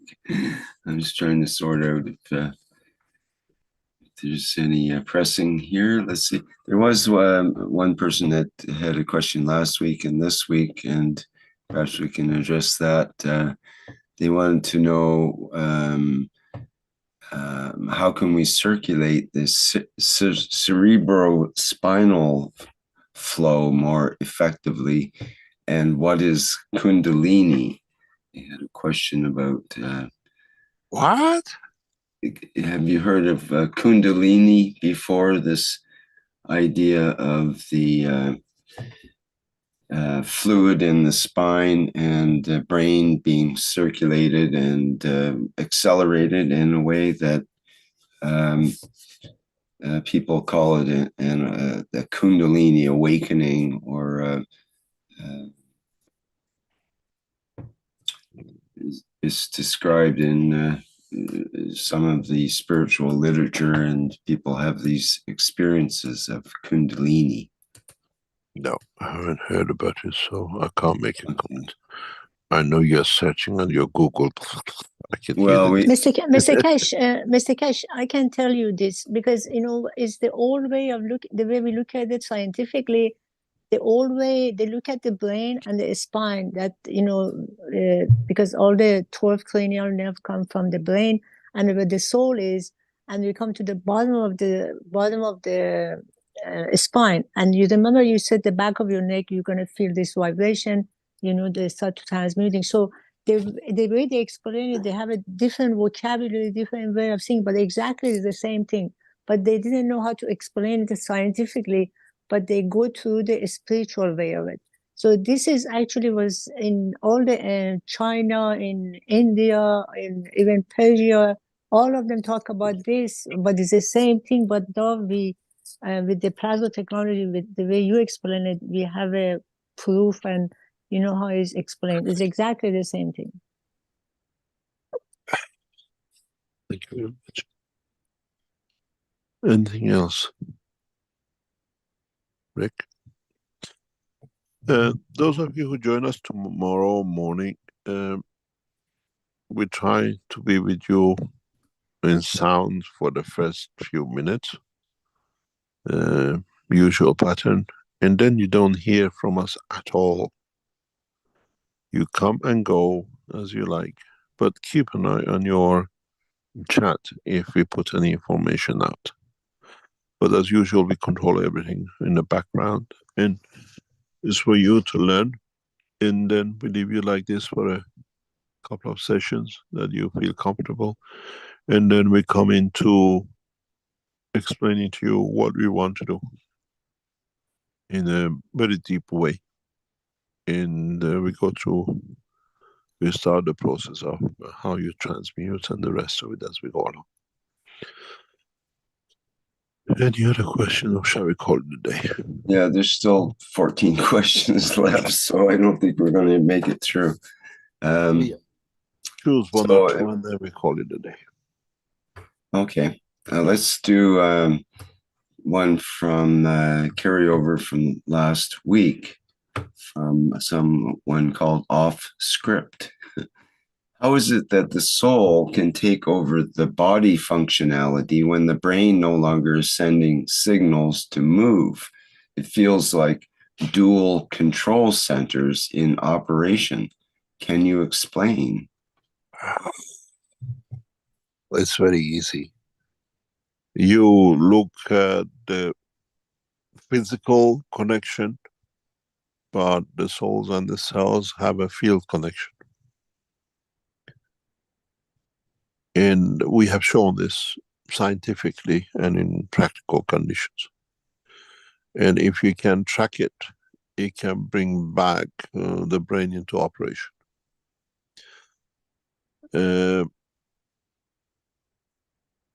It's something I don't recommend you to do it, but I've done it a few times. But I know what I'm doing. I hope I knew what I'm doing because the result always has been correct. You know, when you have a heart attack and the doctors put this fibro machine and they give you electric shock to bring the circulation back and keep the brain going. You can do, if you know how, the same thing with two hands. In a specific way, you can take the energy of even a stroke from a body. You don't need the brain. You bypass from the physical connection to the fields connection. And it's very easy to do. In many occasions, people who come or ask a question and physically we can be with them, they think the material or the system does the work. But with a touch, knowing exactly where you touch, you can change the structure of the physicality without actually going through the brain, through the fields of the brain. It's not you who's doing it, you just create the connection. And it's very easy to do. We don't have a brain when our soul of physicality is within us, because the brain is made of amino acid. And sorry, in this part of the universe, if you leave the physicality outside, there is no nitrogen. So your amino acid collapses. You don't exist anymore. By putting your physical soul inside your soul, you protect that structure of the origin till it finds a comparable and matchable system for it to survive. And that comes through the knowledge of the soul, to the soul of physicality, how you got to change when you appear in the physical dimension, which we do a lot.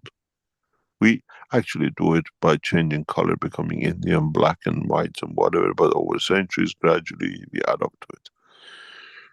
And as I said before, you look at the Indians or the Chinese, and then look at the time it took them to change to what they are.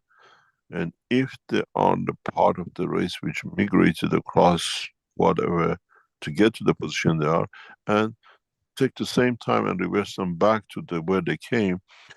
Let's say if they came originally from East Africa, Central Africa, coming up through the Saudi Peninsula up to Iran, and then going that way to become, let's say, Chinese, and it takes, let's say, 100,000 years or 50,000 years. What happened if we return the Chinese back through the same time track and the space? Hopefully the environment is not that much changed. Would they change to black if you take them back to Central Africa? And this is the pattern it is. And you can do that yourself. You can speed up the change, or you don't need the physicality, the brain to do it. You bring it to that condition. I can speak Chinese, I look Chinese, and then the physicality changes. So it's the creation of life. It's a transmutation, matching with the other souls. And this has to become a second nature to the knowledge seekers who become expert in it. Gradually, in the next few months and years, we physically bring this into teaching. And we show it during the teachings, most probably. One of you, let's say Azar in Mexico, we look Mexican, but we know it's Azar. You transmute live into, let's say, China. She look Chinese, speak Chinese, understand it, but says, still I'm Azar, but my Chinese version. We don't need thousands of years. We do it through the transmutation satisfaction of the soul. So you don't need a physical brain, but it's there. You have to live with it and work through it. There's a lot to come in the teaching. Now we open this new non-dimensional reactors and the emotion, and we don't have mixtures of the things the way it used to be in other reactors. We'll work through the soul of the universe, and that changes to what you like it to be, what your soul needs it to be, and what your emotion dictates.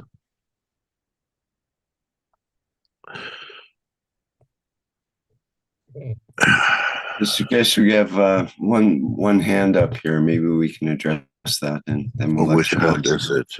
It's a Jalal hand.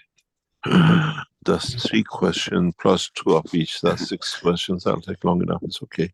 No problem. Mr. Keshe, I left you for a long, long time without any questions. So Hi. Yeah. Hi, Mr. Keshe. How are you? Thank you, Rick. Hi, everybody.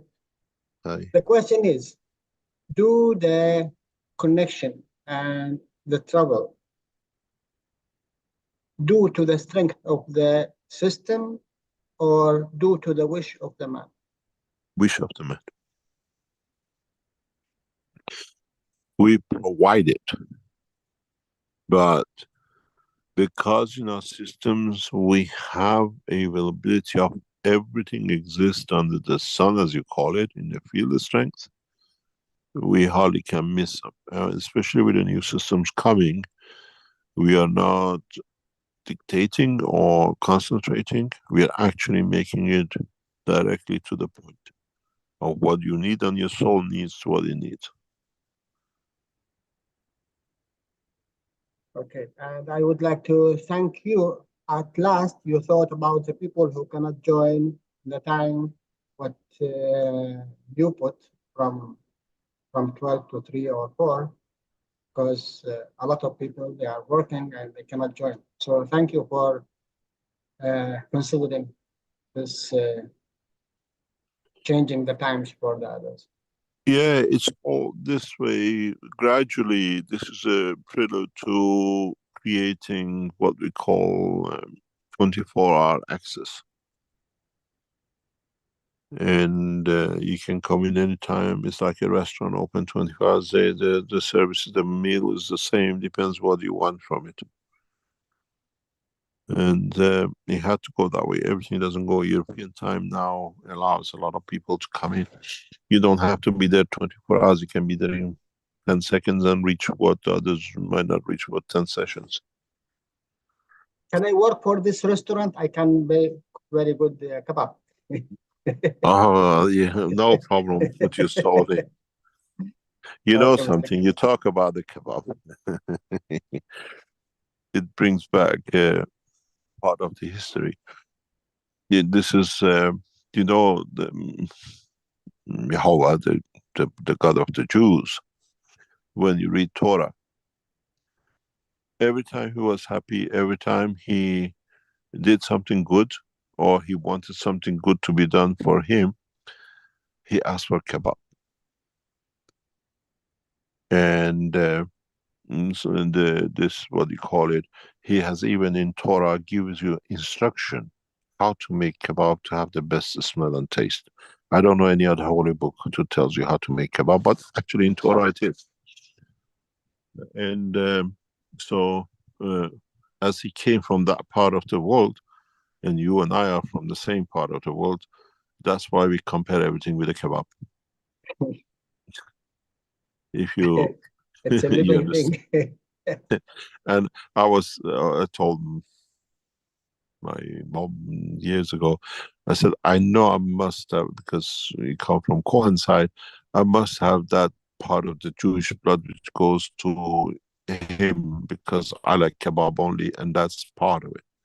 In Torah, there's more speaking about the kebab, barbecuing as you call it, than anything else. Whenever Yehovah was happy, he asked for a kebab, and how to make it, and how to smell, how the good it is. So that's why you want to bring a kebab. It is part of our genes coming from that part of the world. Even they had what we call, Yehovah was called the God of the kebab too by his followers. Because whenever he was happy or he wanted something, he spoke about the smell and meat and how to barbecue it or kebab it, how to prepare it. Any other question? Thank you, Mr. Keshe. Thank you very much. I hope you enjoy your kebab. I will, after that. I will consider that you are always with me. Thank you very much. Thank you. Thank you indeed. Let's call it a day. Thank you very much for being here. And see you tomorrow, those of you who are joining us tomorrow, and we'll see where we go from there on in the following weeks. Those of you who plan to come to China, or those of you knowledge seekers who already participated, we again, as we did with the London conference, those of you who want to join only for Sanya, we'll put facilities for you to be able to join. And those of the Chinese community who want to arrange to be there, we'll split this conference in a way that, as Chinese for past sessions, years, could not easily join within the visa and everything, they can join us to be part of the bigger Keshe Foundation family, and we promote it. And you can tell other knowledge seekers in China, if they want to join us, to have that day marked till we confirm it. And I hope we have a beautiful conference. And as, in a way, hopefully, the Sanya will be home of the science and technology of the Keshe Foundation. You will see where the knowledge will grow in the coming time. Thank you very much, and see you tomorrow or see you next week. Okay, very good. Thank you, Mr. Keshe. Great show. And thank you, everybody, for attending and participating in today's 521st Knowledge Seekers Workshop here on Thursday, January 18th, 2024. And let me see, our next public teaching workshop is the One Nation, One Planet, One Race for World Peace and Justice. And that's coming up on Tuesday, January 23rd. And that starts at the 4 p.m. Central European Time with members of the Universal Council. So folks are welcome to attend that session. And hopefully by then we expect to have the new live stream, the Vimeo site set up for those that are more used to using the live stream format rather than YouTube or Zoom. They'll have that option. Okay, I think that's it for now. Again, thank you, everyone. And also thank you to Jedi Simon for our background image today. And we'll go out with the Flight Enhancement Spaceship unit as per usual. Bye for now.